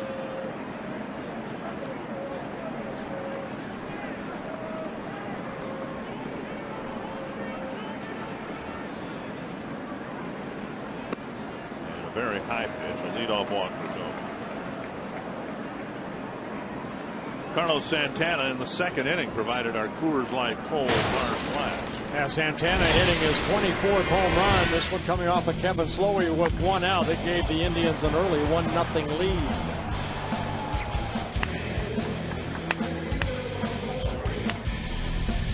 Santana in the 4th popped up to Luke Hughes. Thome back at first base where he was after his leadoff single in the 4th. The Indians got him around to score. Strike 1.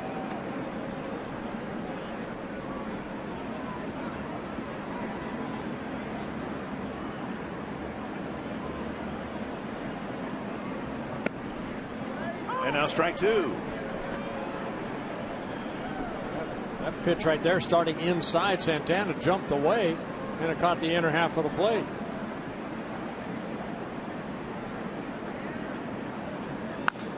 Chop to the right side. Armley goes to second. Relay to first, not in time.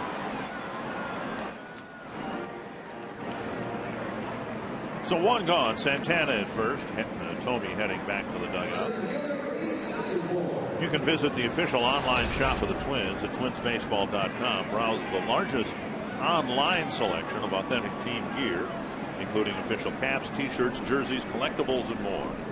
Get your team gear straight from the source. Shop the twinsbaseball.com shop. Sweatshirts, the wardrobe of the day here, perhaps from here on out, as the temperatures dip down into the 50s so far. Might be 40s before the end of the year. You know, as the Twins have some decisions to make over the winter. She's staying warm. You can see that the Indians have some decisions, especially with Grady Sizemore. He has an option on his contract for next season. Do they pick it up for $8.5 million, or you know, they buy him out? Here's a guy that's had a lot of injuries over the last couple of years, but if he's healthy, this guy, he brings a lot with him to the ballpark if he's healthy.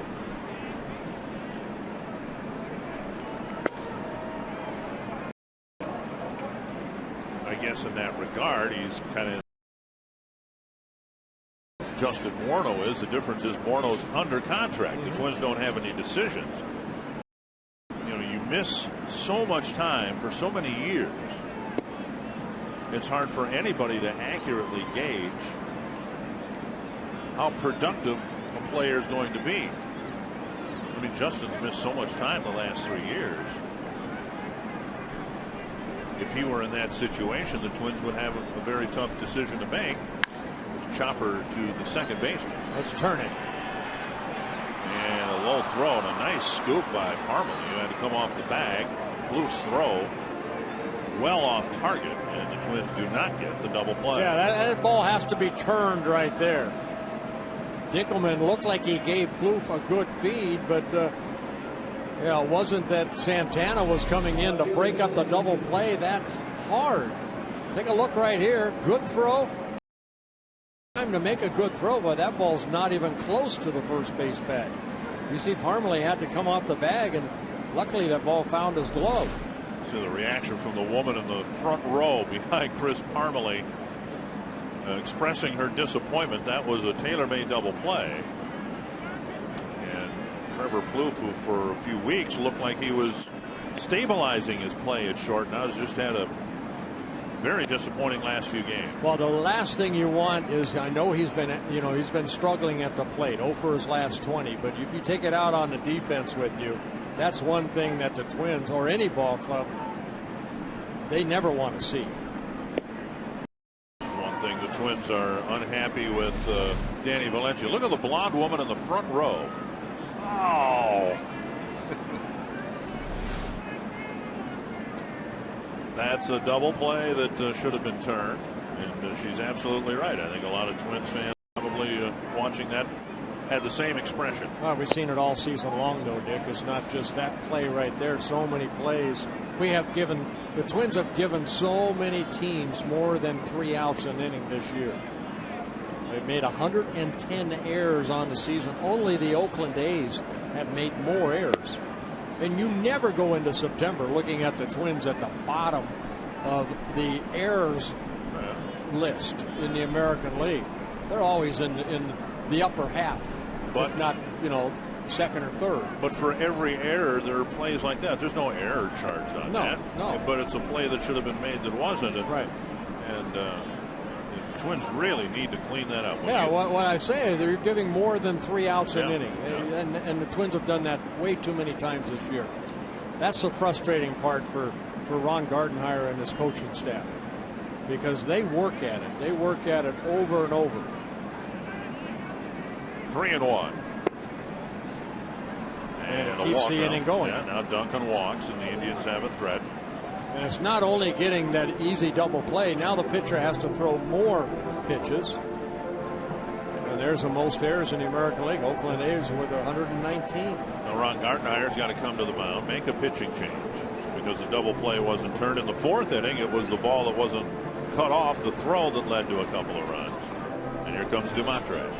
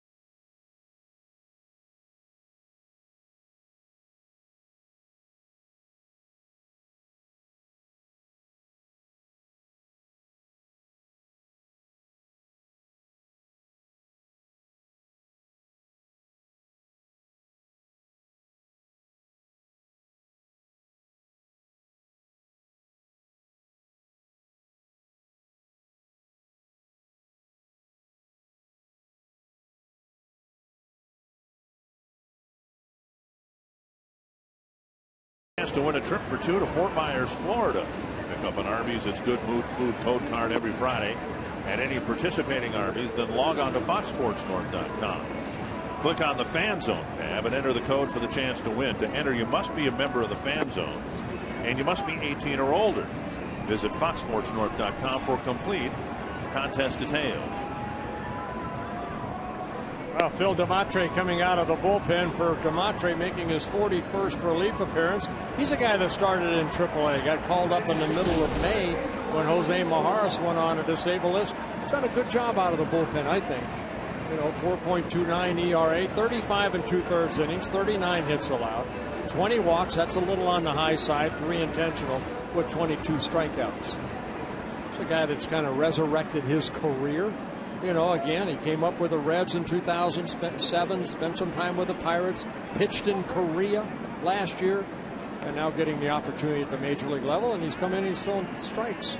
Lonnie Chisenhall takes a strike. He's picked up a couple of singles, driven in a run, scored 2. Bottom third of the Cleveland lineup is 4 for 4, 4 for 5 with 2 walks.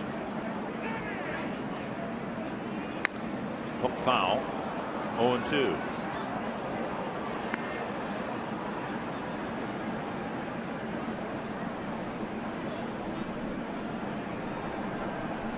Demattre, one of the minor league free agents the Twins signed. There were a whole host of them. And the idea was at the time to bolster what was a pretty thin Rochester roster. And instead, most of the minor league free agents at one time or another found themselves up here. Here's a base hit to center. Sizemore around third. Revere's throw to the shortstop. And it's another Cleveland run, the result of the double play not being turned. Well, see, yeah, right there, but there's no reason for Revere not to throw toward home plate and make that runner, and that being Shelley Duncan, maybe go toward third base. Not a bad pitch. Chisenhall just went down and hit that slider right back up the middle. And Revere comes up, doesn't even attempt to throw, just throws it to Trevor Plouffe at shortstop. Got to throw that ball toward the infield right there. I mean, you got the first baseman coming in, and maybe you get the runner trying to go to third, thinking that there's going to be a play at home. You might, or get the guy. You got to. That was wrong. That was wrong. We saw Revere do that, I think, in Kansas City on the road trip. The very same thing on a short hit to center field, throwing toward third base rather than throwing home. Tell you what, in spring training, I know Gardy already wants guys there a little bit early, but they've got their work cut out for them. It's going to be a lot of fundamentals, gentlemen. I was just thinking about that, how, not to use a military term, boot camp. Yeah. It's going to be, and they've already announced there's going to be 3 more days of spring training than the Twins normally have, and they'll be going through a lot of fundamental stuff in the hopes that we'll next year see the manager shake his head from side to side far less frequently. Bouncer foul, 2-2.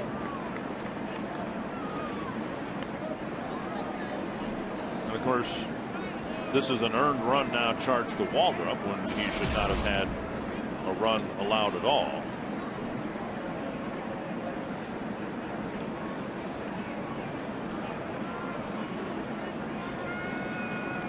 And the runner at second, Duncan, still Waldrop's responsibility.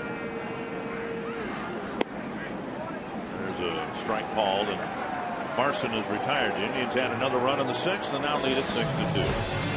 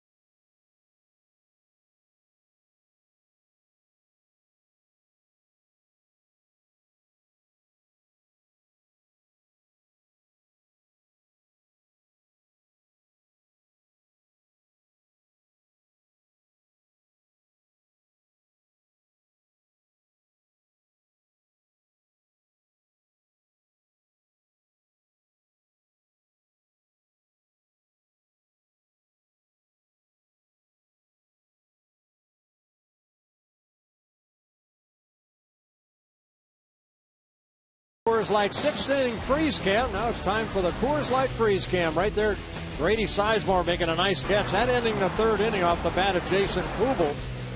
Nice sliding catch by Grady Sizemore. That was a frost brewed Coors Light freeze cam.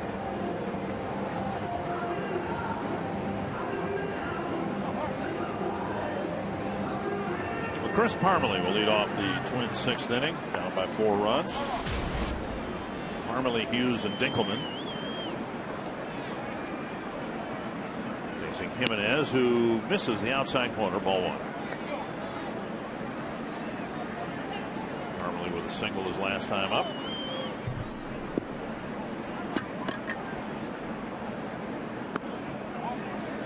Two and 0.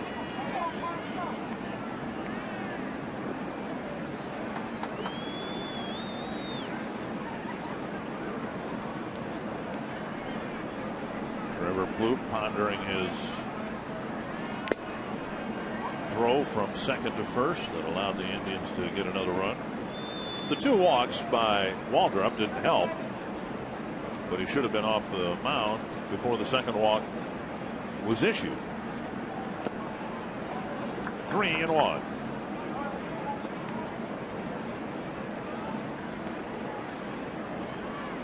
And Hughes will follow.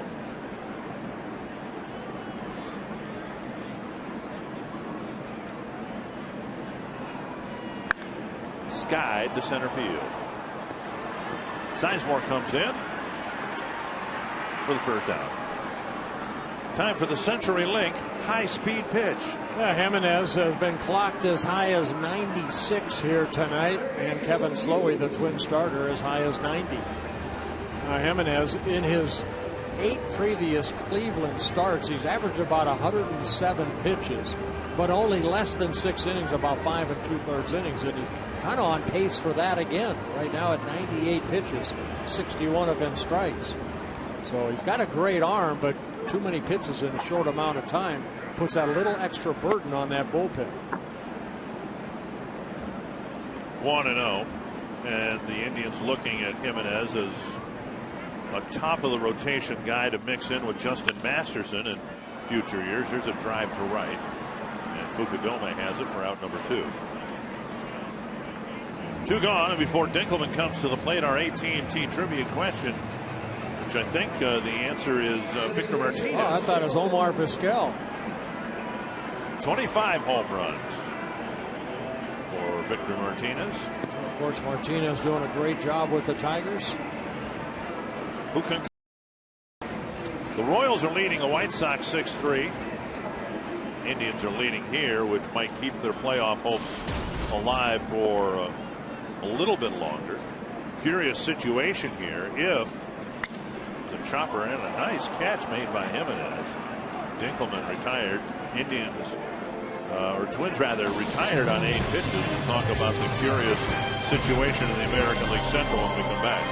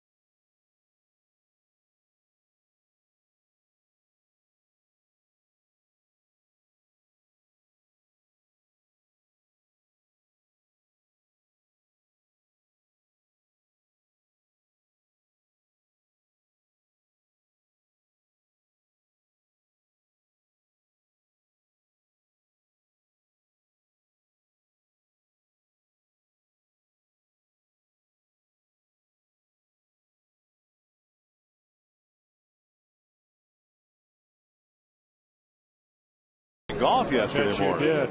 Tuesday night, the Force will be with you. The Twins host the Mariners. It's a Star Wars night at Target Field. There's a ticket package available. I thought that was you. At twinsbaseball.com/Star Wars or call 800-33-TWINS. Did you have one of those too? No. Got one of those? No. A portion of, let me finish this. A portion of each ticket sold will benefit Stand Up to Cancer. Star Wars characters will be on hand for the game. And other fun surprises too. Join us at Target Field next Tuesday for Star Wars night and help Stand Up to Cancer. Kosuke Fukudome leading off the 7th for the Indians. And a couple of hooded sweatshirts. You know, they don't make any more. In the 70s, early 70s, mid 70s, they had parkas like the one we just showed you with the bouncer to What third. A great sound. Valencia fires across.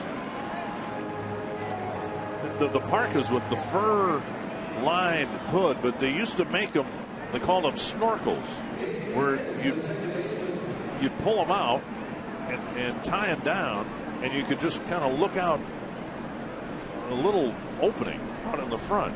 They were awesome. Somebody's got to start making those. You still again. have those? You still have those? I don't have one. It was great when it was 25 below and the wind was blowing. Stocking caps are nice. I don't wear stocking caps very often because whenever I wear a stocking cap, I immediately lose 20 IQ points. It's a bunt, and it'll be a base hit in a 6-2 game. Jason Kipnis drops down a bunt. Is that okay? Yeah, that's okay. I mean, it's here. It's in the 7th inning. It's only a 4-run ball game. Tom Kelly would agree. He talked about that in Kansas City, and he said, hey, you're always trying to get that 5th run so a grand slam doesn't tie it up. Yeah, I mean, if they're going to give it to you right there. Hughes, who's playing back. Nice bunt by Kipnis. He picks up his 2nd hit. As Drupal Cabrera will hit 0 for 3 as hitting woes continue.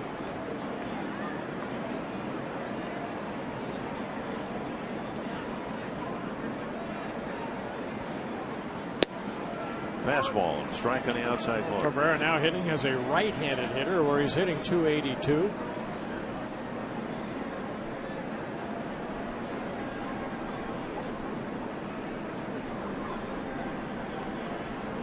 Foul back, 2 strikes. Probably don't wear stocking caps much down in Florida, do you? No. Only when I come up for the winter caravan. I remember once for your birthday, I bought you a twin stocking cap. I believe I still have it. Okay. I haven't worn it, but I still have it. I probably wore it during the Twins fantasy camp or the caravan. Caravan, okay. Yeah.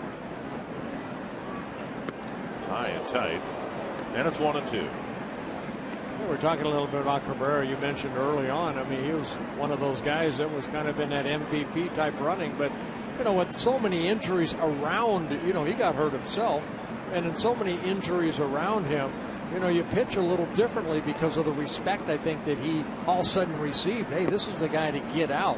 Don't let this guy beat you. And I don't think that was at the beginning of the year. He kind of earned that from other clubs when they went about business. Travis Hafner went down. Guy that kind of protected him. Shin-Soo Choo. Yeah. They brought Choo back yesterday, and he played a couple innings and re-aggravated his oblique pull, so he's done for the year. 3-2. Manny Acta, in talking about Choo and all the injuries his team has had, he brought up kind of an interesting concept. He said you need to prepare yourself physically for 200 games, not 162, but for 200, so that whether you're playing in the postseason or not, your body is conditioned to fight through the little nagging aches and pains that everybody gets this time of year when you played all season long. Just condition yourself, get your sleep, construct your diet so that you can last for 200 games. Well, I think, you look at the Yankees. Other than Rodriguez, Jeter was out for a little while, but Teixeira has been in there every day. Robinson Cano, Nick Swisher, Curtis Granderson. Yeah. Matre with a walk. Kipnis goes to second. And here comes Tomey with 2 men aboard. Grand Casino story of the game so far. Well, Carlos Santana gave the Indians an early 1-0 lead. That with a home run in the second inning. Chisenhall having a very good day at the plate. Infield base hit, RBI single, and then right there the Twins are given a couple runs right there by Grady Sizemore as the ball hit right off the tip of his glove in center field. Here's Thome. He's hit a deep fly ball to left, singled and scored and walked.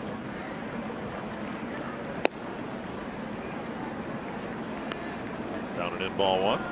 Fox Tracks brought to you by Carrier.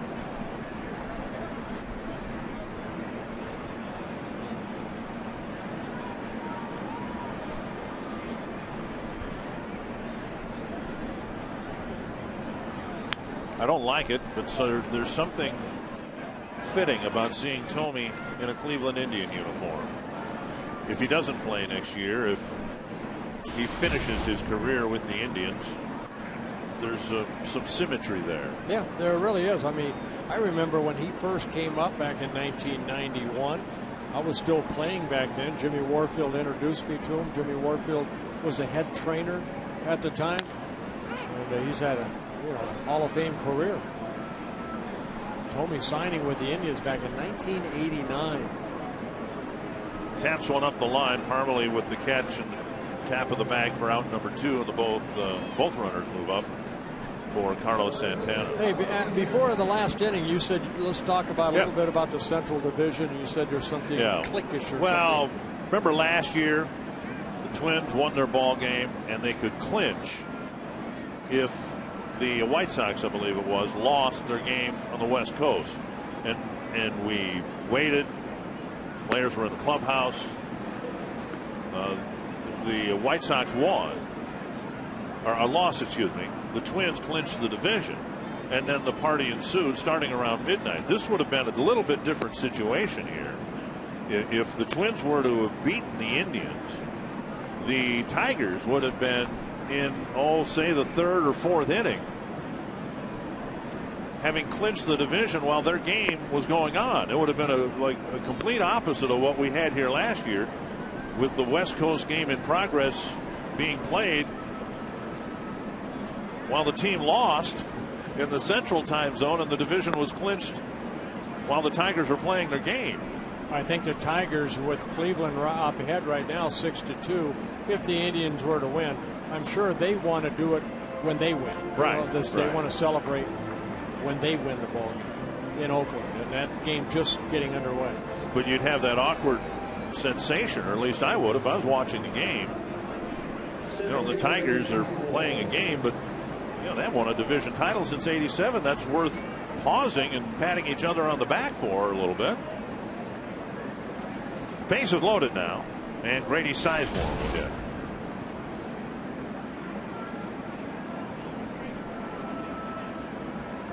Now, once you get into the playoffs, you clinch by winning. But do you remember in 1970 how the Twins clinched? Where? Was it on the field? Were you maybe listening to a game on the radio? I don't recall. Yeah, I'll have to check with Jim Rance or somebody who was around back then. I was. But you didn't know, so you're no help at all. 2 strikes. 87, you guys clinched. Make you think Jim Rance is going to remember. Well, I don't know.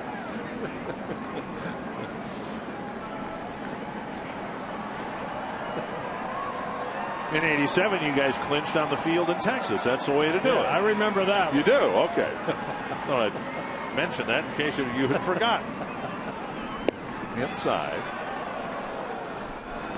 In 91, the Twins clinched on the bus ride to the Toronto airport.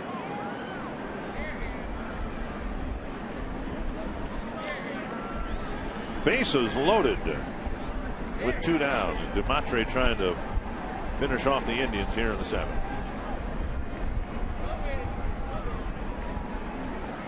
Surprised you didn't ask me about Pittsburgh when we clinched. Go ahead and ask me. Do you remember how or when you clinched? I have no idea.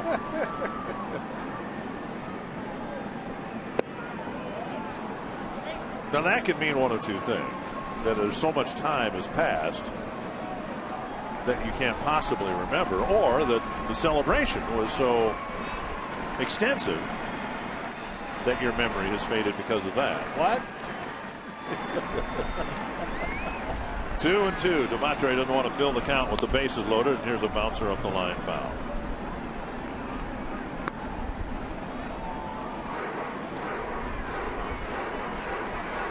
Mine is a great thing to lose, believe me. Yeah? Yeah, like this is a big pitch right here. You want something to happen right here. Hopefully a strikeout. Jarrah sitting inside. Little pop-up should end the inning. That's good. Foul ball catch ends the inning. The Indians get a hit. A couple of walks, one of them intentional. Leave the bases full. It's time for the 7th inning stretch, brought to you by Medica.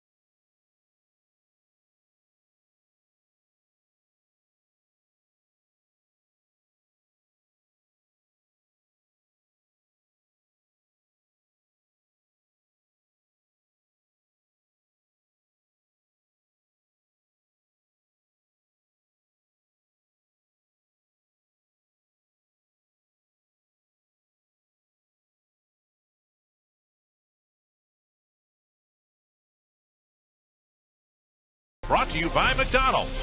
Right now, you can get 20 crispy chicken McNuggets for just $4.99 at McDonald's. And by CenturyLink. Quest is now CenturyLink. Visit CenturyLink.com to learn more. Another bomber hat. I like that one. That's a nice hat. You know, the Twins do a nice thing in the 7th inning stretch honoring Harmon Killebrew. I applaud the Twins for doing that every game here at Target Field. What a great man he was. This has been a bad year for the Minnesota Twins on the field, but within that some notable things have happened, good and bad, and of course the passing of Harmon Killebrew still something I think about on a daily basis. But as a disappointing year goes, we've had a no-hitter. You were inducted into the Hall of Fame. Jim Thome hit his 600th home run. It's been an interesting year. I guess all the injuries too, the disabling. There's a line drive and a base hit to right center field. Benson's got a double. He's got a single. And now he wants a triple. So Joe Benson 3/4 of the way to the cycle. And a leadoff triple here in the 7th. That number 8 spot in the lineup for both ball clubs. Chisenhall with 3 hits, and now in the number 8 spot for the Twins, Joe Benson with a single, a double, and then a triple. A line drive over the head of the second baseman, Sizemore. You see, has to go underneath the fence to get that ball. But Benson, right there, you see it right there. There he goes to third base. His first major league triple. And if Joe Vavra, the hitting coach, is smiling, it's not just that Benson has 3 hits, it's where they have gone. A double to center, a single to right, and now a triple to right center. He hasn't been pulling the ball. He's been hitting it up the middle into the opposite field. And if he gets another scoring opportunity or another at bat, perhaps he'll pull a home run. Pulled foul behind Benson. Here's our Pepsi Max in-game box score. All right, look at that number 8 spot right there. Joe Benson, a double, a single, a triple, and then a couple other hits added in there. One by Ben Revere up the middle, and then Parmalee Parmalee with a base hit. That coming in his second at bat. That was an infield base hit. To right field, Benson setting up for a possible tag. Fukudome's got a good arm, and so he'll fire home a perfect one-hop strike to the plate, one down. Yeah, that ball not hit deep enough, and Benson alertly, I'm sure Steve Little saying, hey, that ball's not hit deep enough to stay here. Fukudome threw a one-hop P to Marson at home. Well, here's Ben Revere, and Maniacta's going to come to the mound and make a pitching change, it looks like.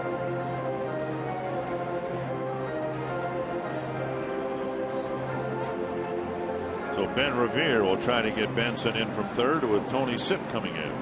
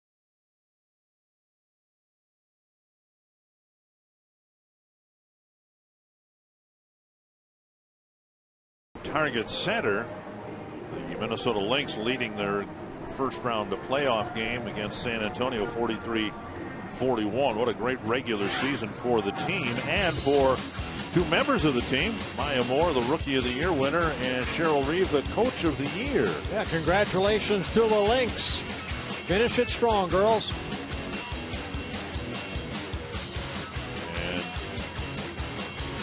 Indians making a pitching change here with a runner at third and one out. Ben Revere will hit against left-hander Tony Sipp. Yeah, Tony Sipp making his 66th relief appearance. Very good bullpen for the Indians. They are third in the American League as far as combined earned run average. Oh, the Yankees and the Los Angeles Angels of Anaheim have a lower earned run average out of their bullpen. And Sipp, one of the reasons why.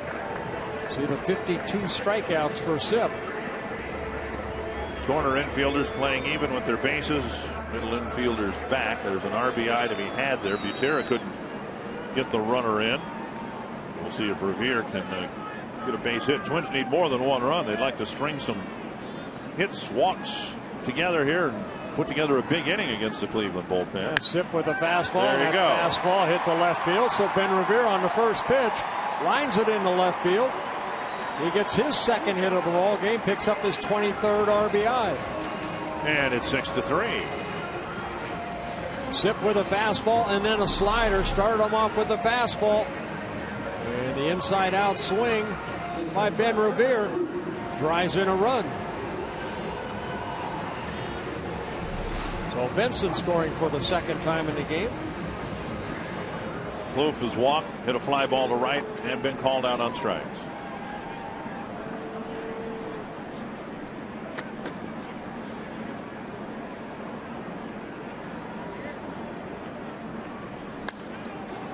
Fouled back into the seats. And we know, of course, that Joe Benson will get another opportunity to come to the plate here.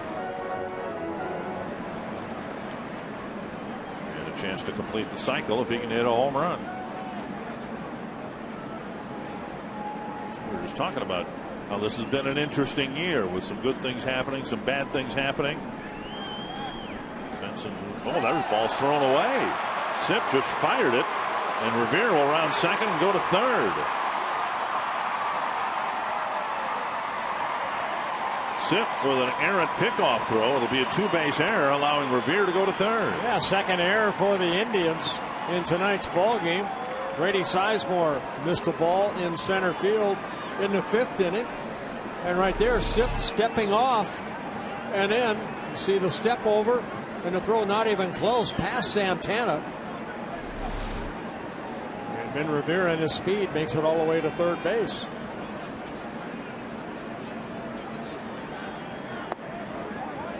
One and one. Now a fundamental at bat for Trevor Plouffe.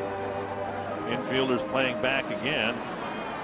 His job is to make sure Revere gets in here with one out in the inning. Twins have a chance to cut the margin to 2 runs here with a productive at bat. Swing and a foul, 1-2.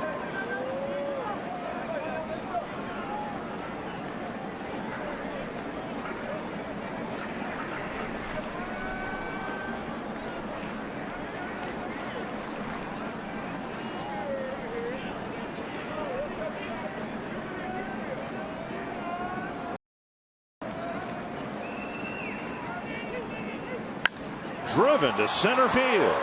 Sizemore back for the catch. Second time that Plouffe has stung the ball hard here tonight. It'll be a sacrifice fly, and Plouffe gets the job done. Yeah, Plouffe picking up his 24th RBI of the year, and it makes it a 6-4 ball game. Base is empty now for Rene Tassoni.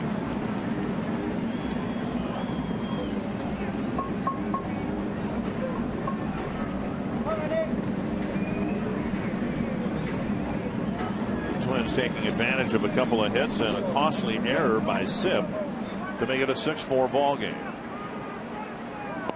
And Tassoni takes a breaking ball and strike one.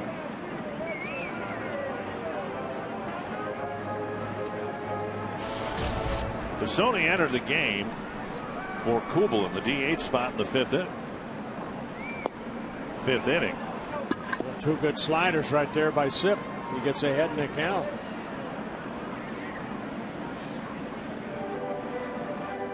Yeah, Kubel leaving the ball game with that pain in the left foot. It's too much to have another at bat. 1-2 on a day when Joe Mauer's season was pronounced over because of pneumonia.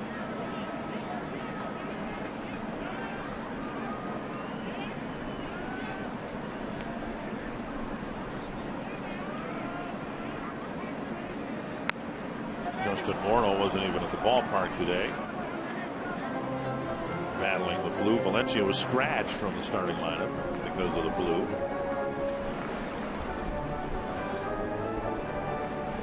Well, Bernard Span says he may come back after the Twins go to New York. The Twins are hoping to get Span back in the lineup. Swing and a miss. Tassoni's gone on strikes. The Twins got the Cleveland lead in half. It's a 6-4 game as we go to the 8th.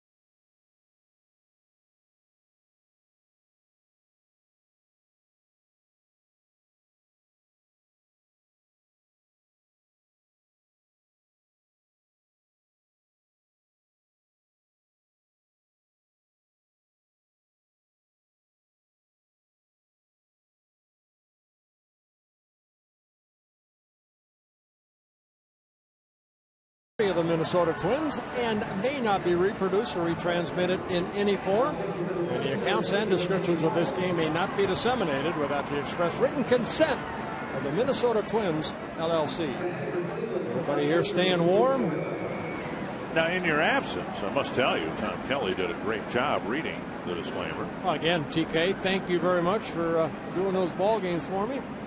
Are you done being on assignment this year now? Yeah, I think my assignment's done. Yeah. Okay, all right. Still don't want to give the viewers any idea, you know. I told you I was playing golf. Playing golf, okay.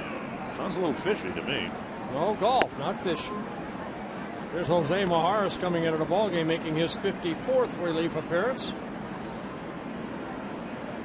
29 walks, 2 intentional in 46 innings pitched. Way too many walks with 27 strikeouts. Carrera, the hitter. Ezequiel Carrera hitting in Duncan's spot, what was Duncan's spot. Hit him. And Majares comes in and points the first batter he faces. So Carrera trots to first. Saturday on the FX Game of the Week will be in Los Angeles, where the Syracuse Orange will take Matt Barkley and the USC Trojans in a non-conference showdown. They'll take them on. The FX College Football Game of the Week, presented by Russell Athletic, begins Saturday at 8 p.m. Eastern. That would be, by my count, 7 o'clock Central. Very good. In high definition, only on FX. We've got baseball for you here tomorrow. It's a noon game, 12:10. We'll have a pregame show on at 11:30. Here's Chisenhall. 3 hits, 2 runs batted in, and 2 runs scored. All the hits have been singles.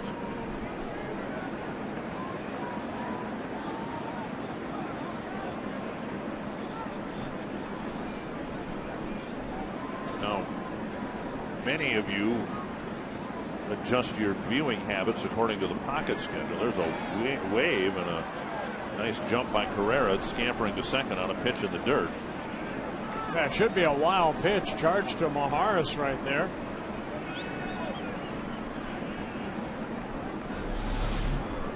Take a look at this breaking ball right here that lands in front of Butera off the chest protector, and then the runner going from first to second. So Majares with his first wild pitch of the year. Nice pickup by Parmalee. A hot ground ball, and he gloved it. Went to the bag, 1 down. As Tom Kelly, of course, works a lot with the first baseman, big leaguers and minor leaguers as well, about Parmalee, and he's talked about the vast improvement he's made defensively, and he's made a couple of really nice plays and smart decisions here tonight. 1 down, Carrera to third, and Marson at the plate. Twins bring the infield in. They just closed the gap to 2. They'll be pretty reluctant to give up the next run to the Indians. 1-0. Talking about the schedule, because of weather issues, it's the end of the season looks different than it does on any of the published schedules, the preseason published schedules. For instance, the 19th on Monday was supposed to be an off day in the middle of the homestand, and teams love those because everybody's worn down a little bit. You're home. You really have a free day. It's not a travel day. You're home and you get an off day. Well, that's no longer an off day because of the rainout first week of the season in New York. After the game on Sunday, the Twins will fly to New York, play a game Monday afternoon in New York, then turn around and come back home for the rest of the homestand. You're talking about that right there. Yeah. And then the doubleheader in Cleveland, where it was just scheduled 1 game, but right. A rain makeup game. Beyond that, on the TV schedules at the start of the year, we weren't televising on Thursday the 22nd, but we picked that telecast up. So if the Twins are playing, we'll have it on TV. Yes, we will. That's the way it should be. 3-1. Infield in, and a chopper. Nice play by Hughes. Looks the runner back, out number 2.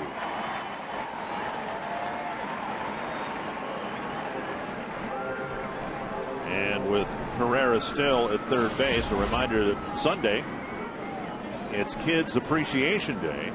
The Twins taking on Cleveland, and all fans 14 and under will get a Twins team poster presented by Angie's Kennel Corn.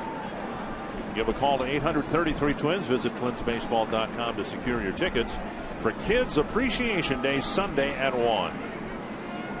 Here's Fukudome with a runner at third and 2 down. Baseball and the Twins appreciate kids, little or big. Good job by Maharis right there, getting that ground ball off of Marson, keeping the runner at third.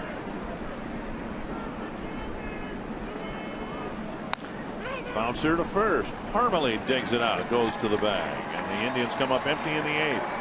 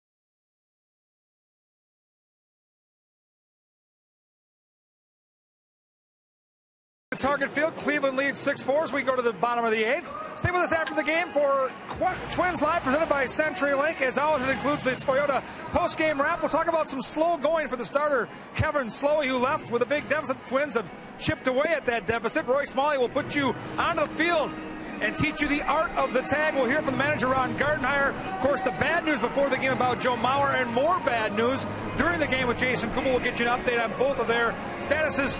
And again, hopefully a Twins comeback, guys. They've been chipping away, playing uphill all night. Still time to get that W here. We'll see what happens. They had a nice 7th inning, scored a couple of runs. It'll be Kadire, Parmalee, and Hughes against the new Cleveland pitcher, Vinny Pestano. Yeah, coming out of that bullpen, he, like a lot of those relievers, doing very well, making his 62nd relief appearance, 2.40 ERA. Only 40 hits allowed in 56 and a third innings. 22 walks, 3 intentional, with 76 strikeouts. Sidearm type delivery, sinking fastball, slurve type breaking ball, and a changeup.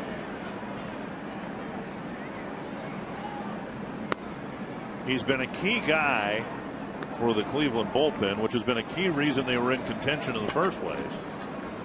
And all they got out of him last year at the big league level was 5 appearances, 5 innings, 4 hits, and 5 walks.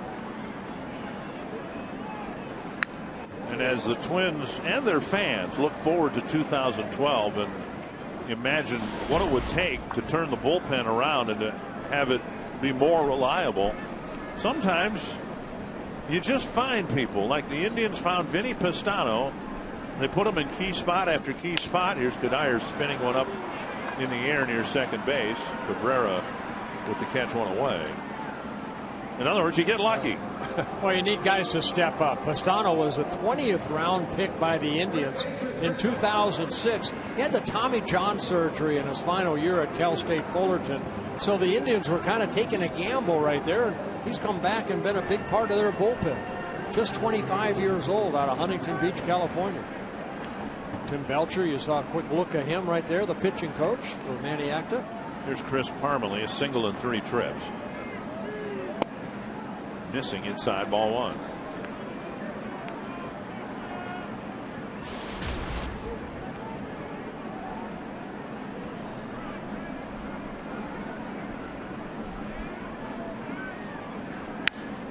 Popped up near third, and Chisenhall makes a foul ball catch. 2 down.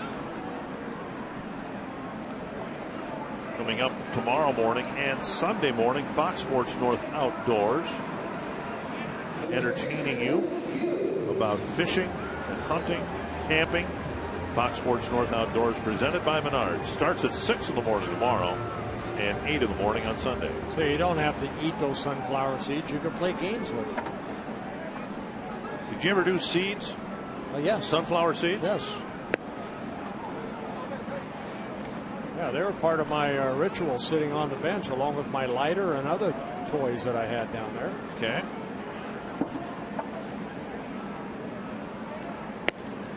Sidearm fastball and a strike. Yeah, 1-1. we don't have to get into those other toys either. Well, I just assumed you meant like the wind-up toys, like the Jim Thome wind-up walker that they handed out here. Toys like that. 2-1.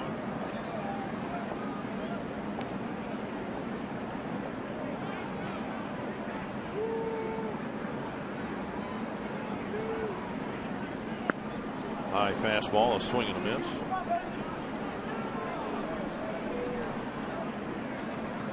Hughes trying to keep the inning alive for Dinkelman, who hits on deck.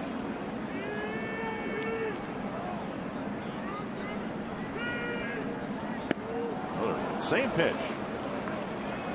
And Hughes is gone, and Pistano has a 1-2-3 8th inning. Indians lead by 2. Stay tuned for the Gander Mountain weekend weather update for Twins territory.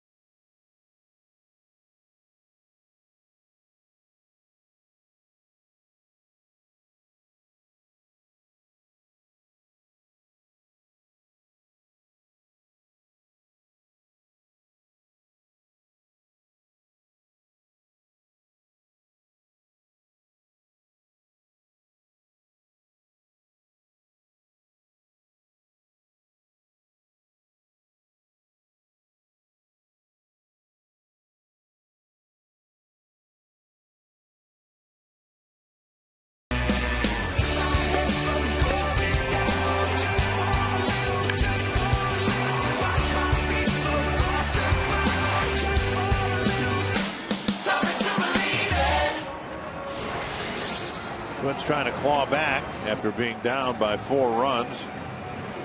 It's a 6-4 ball game as we go to the 9th. And no save opportunities as of probably the last, what? It's been a while. 2 months. For Joe Nathan, when he has had a save opportunity, he's been able to get it. Only one so far this month. But last time Joe got on the mound was Wednesday, back on the 7th of September. 1 shutout inning against the Chicago White Sox. Jason Kipnis will lead things off in the 9th. Kipnis with a bunt single his last time up. He doubled in the 3rd. They are breathing easier in New England. Red Sox beat Tampa Bay 4-3 with the Rays charging hard on the wild card spot in the American League. Boston pushed them back a game with a 4-3 win. White Sox have tied up the Royals 6-6. And the Tigers and A's are tied at 1 in the third. You see Tampa just still, they got a wild card race right there. They got a chance. Angels got thumped by the Orioles 8-3. Big blow for them. Breaking ball down and in. It's 2-1.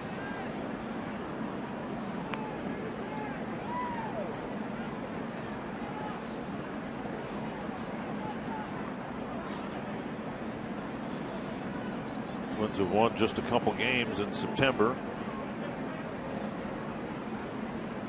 Nathan's last save on September 7th against Chicago.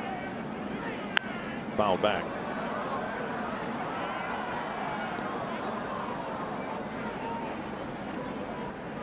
Well, Twins have a decision to make with Joe Nathan too. He has an option for next year. An expensive one with a $2 million buyout. Some thought is that the Twins will buy him out and then try to re-sign him. A multi-year deal perhaps at a lesser price. 2-2. Foul back. That's one I think is going to happen. It's not easy for me to spend somebody else's money, but I can very easily see Joe Nathan back with the Twins because I think he wants to be here. People much smarter than me will make those decisions. Thank goodness. Thanks. You're welcome. 2-2.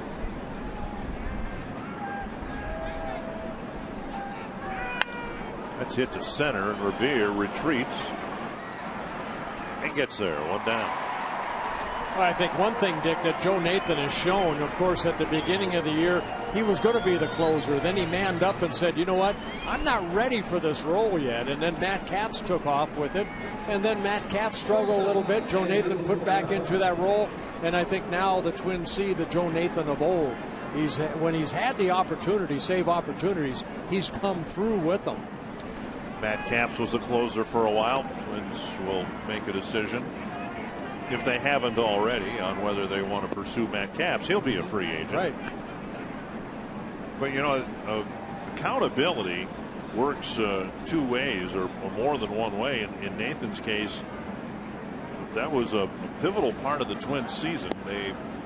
He was perfect. He was 3 for 3, and then he had that rough 2 outings against the Rays in St. Petersburg. And he said, I'm not ready. I don't want this now. I'm hurting the team doing what I'm doing right now. Foul back. And in the absence of anybody else on the roster who is a proven closer or a closer in waiting, some would say, well, maybe Glenn Perkins is, but you don't know until he is in that spot trying to get those 3 outs and staring hitters down in the ninth. In the absence of anyone else, and if a guy wants to stay here, I can see that happening.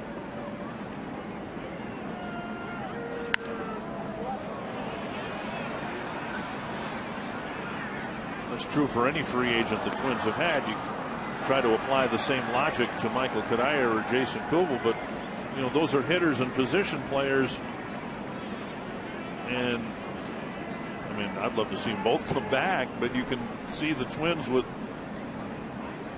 someone within the system or someone outside the organization filling those roles that those 2 players currently hold. Well, we showed you Billy Smith a second ago, and those are decisions that he has to make along with his baseball, staff. What's best for the organization? What direction are they going?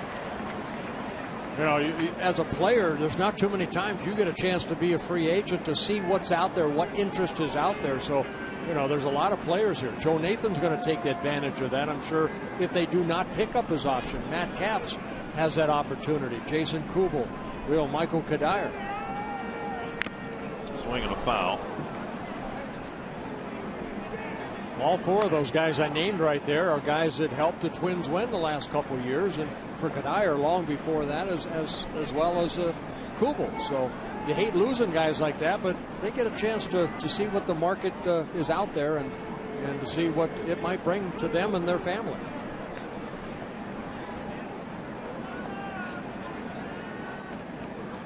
One and 2 to Cabrera. Weak little ground ball. Harmony gobbles it up, flips to Nathan. Nice pitch by Joe Nathan right there as Butera sat inside. The ball was right there. And Cabrera, who has been struggling at the plate, just jams himself. Those are the things you look for, don't you, from Nathan, the location of his pitches? Yeah, right there. Look where Butera's setting up, glove, inner half, and look where that ball is. When you saw the swing, what that did right there, that pitch inside to Cabrera. And what we saw from Joe early in the season, particularly in St. Petersburg, pitches catching too much of the plate. He would try to hit that spot, couldn't. Ball drifts out over the plate, and bad things happen. Here's Tomey.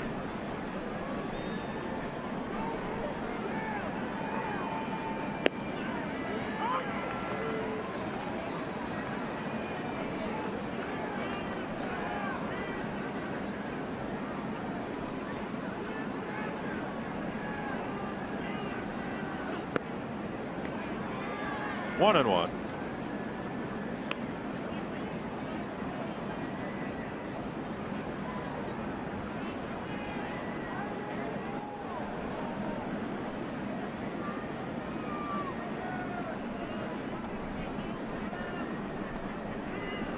.600 of anything is a lot.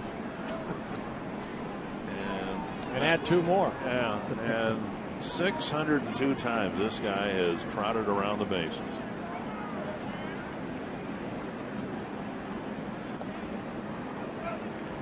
And I was so very, very glad to have been there when he did it.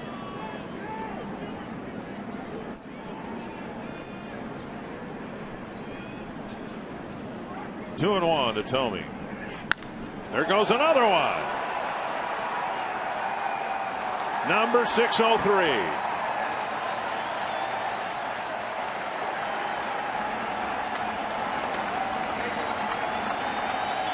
Oh, that man is so strong. Even at 41 years old, Jim Tomey on a fastball 91-92 turned on it. And Twins fans standing. They were glad, even though he's wearing another uniform, to see him hit one more home run.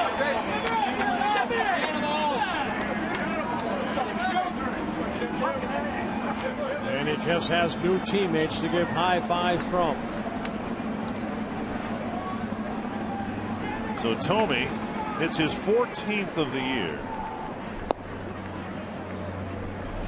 And like so many of them, no doubt about it, when it left home plate. Yeah, Nathan fell behind an account. You saw Butera sitting middle in, and that ball left out over the plate. And Tomey hitting it hard and long. Driven hard. And Sandy Alomar Jr. nearly did a somersault to get out of the way. I'm sure it's a little brisk on that field, and that kind of woke him up right there. Got the heart pumping.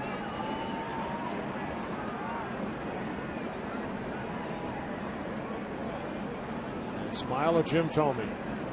And of course, with that home run now, he extends his record for most home runs by an opponent against the Twins. What's that, 58 now, I believe? 158, I believe. Well, Jim Tomey behind Alex Rodriguez, Chipper Jones, Vladimir Guerrero, Albert Pujols. Don't know whether Guerrero's going to get there. Don't know if Jones is going to get there, but Pujols seems like a lead pipe cinch.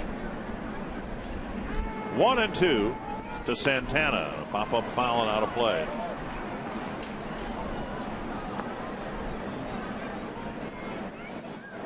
Yeah, there it is. 58 now against the Minnesota Twin organization, Jim Tomey.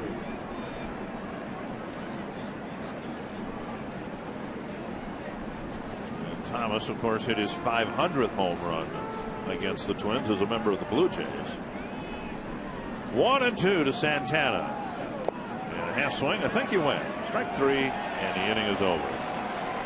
It's a 3-run lead for the Indians on a Tomey home run. Joe Benson needs a home run to complete the cycle.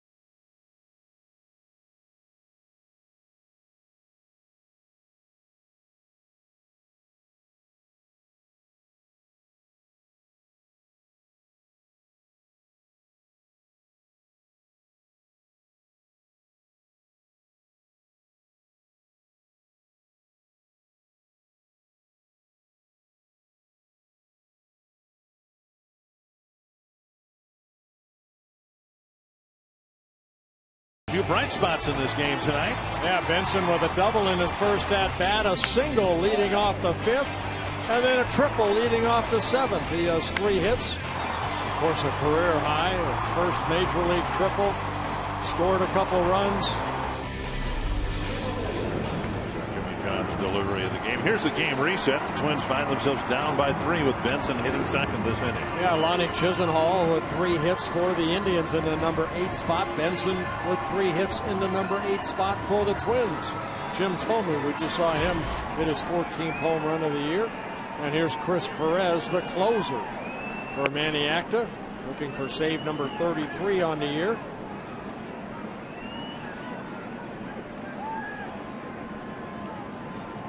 Dinkelman, the hitter, taking a pitch up high, ball 1. That one hits the corner, 1-1. Dinkelman, Benson, and Butera.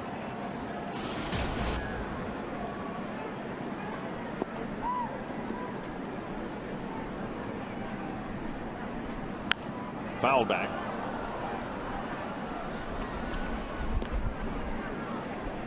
And again, if the Twins could score 4 here, as unlikely as that might be against Perez, they score 4 here, they could crown the Tigers division champs by beating the Indians.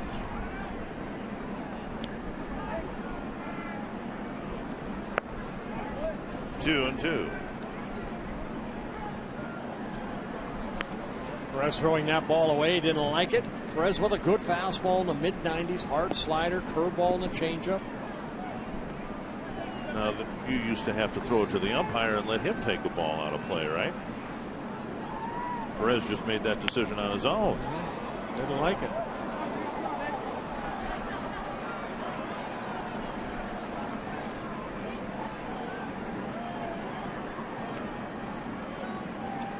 Perez, we told you earlier when Cleveland was in town, college roommate of Danny Valencia, and then Valencia beat Perez with a base hit. A walk-off base hit for Valencia, who did not play tonight, was scratched from the starting lineup, but presumably would be available to pinch hit, perhaps for Drew Butera. That's hit a long way to right field. Dinkelman sends it high and deep, and caught at the wall by Fukudome. What a catch by Kosuke Fukudome. Boy, that's a great catch. I don't know if I've seen a ball caught right there with that little overhang of that limestone. Fukudome went against the wall. We've seen the ball hit the limestone. That had to come very close to it as it kind of sticks out on the field a little bit. But Dinkelman giving it a ride. Fukudome going back and right against the wall, leaps. That makes a great catch. Great timing of that leap right here. Able to get that ball in the glove. What a nice catch. Here's Benson, and he takes a strike. I tell you, if that ball hits the limestone, Dinkelman, assuming he was running out of the box, he might have had an inside the park home run. Benson lifts it foul, 2 strikes. Benson with a double, a single, and a triple, couple runs scored. Yeah, last cycle, Michael Kadire did it against the Brewers. Did it about a month after Jason Kubel did it against the Angels.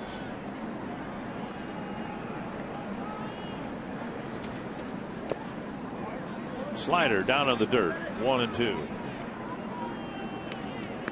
Here's something you don't see. The Tigers and A's are in a rain delay in Oakland. I don't think they have a tarp, do they?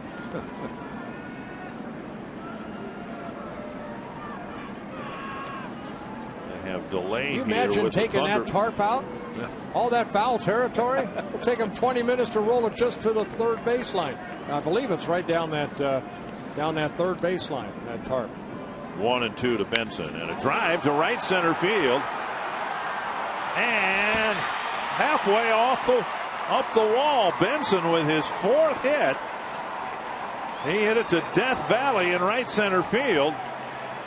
And he's got 3 extra base hits in the ball game here tonight. Yeah, a lot of ballparks, that would have been a home run. That would have been a cycle. But instead here, and the crowd acknowledging his 4-for-4 night, Joe Benson with his second double of the ball game. Hit it as hard as you could. Sizemore had to play the carom and got him back in. Benson came into the game with 5 hits, and now he's got 9. God, that Minnesota math is unbelievable.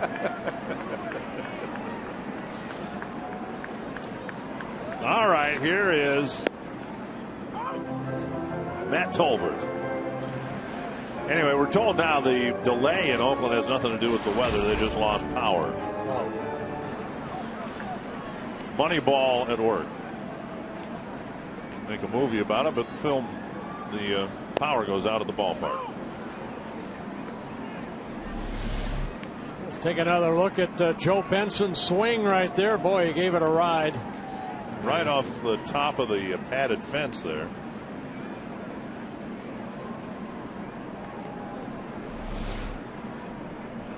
Two strikes. And now a ball.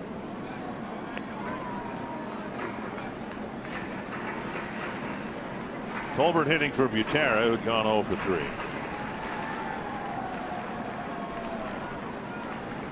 Tolbert as a pinch hitter, 0 for 2. A little looper to left center, and that's going to drop for a hit.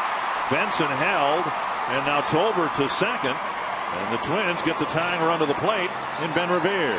Little back-to-back doubles for the Twins. Tolbert picking up his first hit as a pinch hitter. So Benson, one of the fastest guys on the team, was at second. But on a double, he does not score. Had to hold up right here, but Sizemore dove for the ball. Kind of held up, and then once he took off, Carrera backing up to play. Remember, this inning started with Dinkelman's drive caught spectacularly against the right field fence by Fukudome. And now Revere with 2 runners in scoring position and 1 out.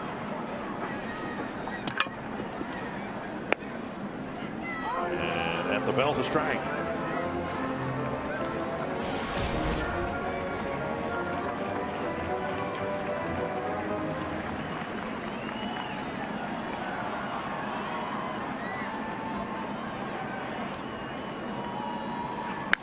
Bouncer to second. A run will score. It's the second out. Revere gets credit for a run batted in. But now the Twins are down to their last out. Yeah, Ben Revere picking up his second RBI of the ball game as Benson scores for the 3rd time. Well, simply put, the Twins need a long ball from Trevor Plouffe. And Plouffe drove in a run with a sacrifice fly. He's actually stung the ball twice tonight. Once to right field and once to center.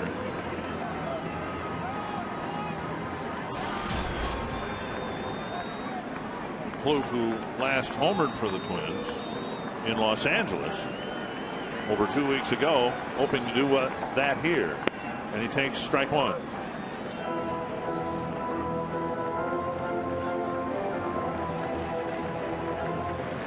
Perez has allowed 5 home runs on the year.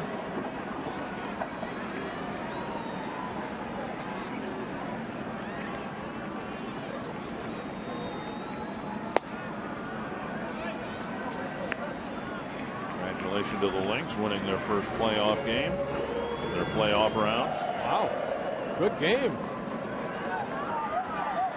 1-1 to Trevor Plouffe.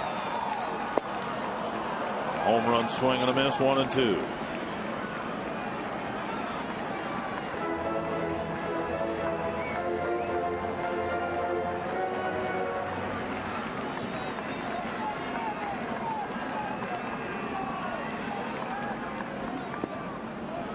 Blocked by Marson. 2-2. If Plouffe can prolong the game, to Sony's the next scheduled batter.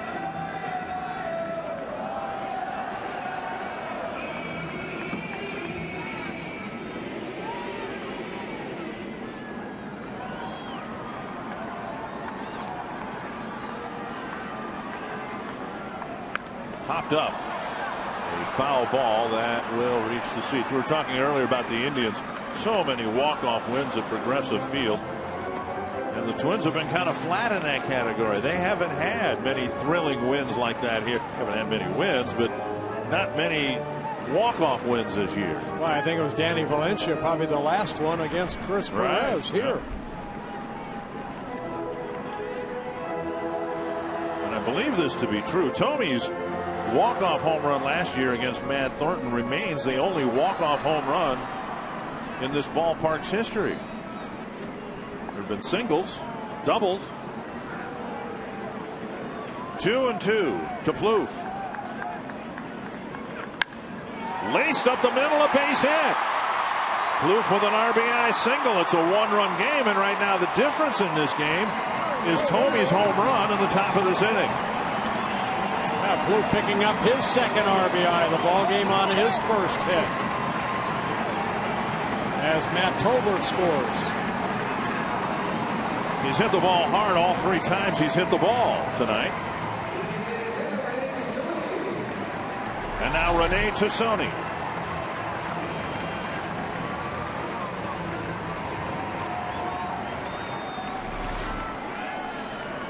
Tassone at the plate for the 3rd time tonight. Down and in ball 1. He's reached on an error. Hit a ball to center. Sizemore had it bounce out of his glove. Then he struck out in the 7th.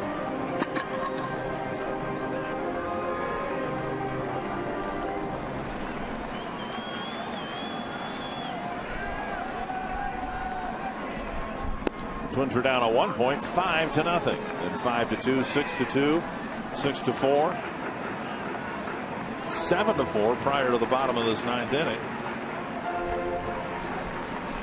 Sony trying to finish off the improbable comeback. Called strike 1 and 2. Yeah, the big curveball right there, clipping the inner half of the plate.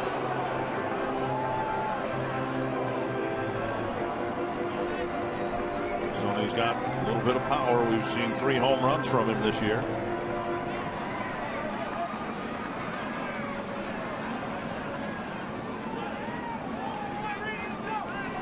So these Twins fans who were so thrilled to see Tomey hit a home run for them, now cheering for a cover-up base hit here from Tassone. Half swing got him, and the game ends. Perez gets his save, and Tomey's home run here at Target Field, oddly enough, Anthony LaPanta turns out to be the difference in this game. And it extends Minnesota's losing streak to 6 games despite a furious rally tonight. The Twins have now lost 11 of 12. We'll hear from Gardy and break it down next on Twins Live.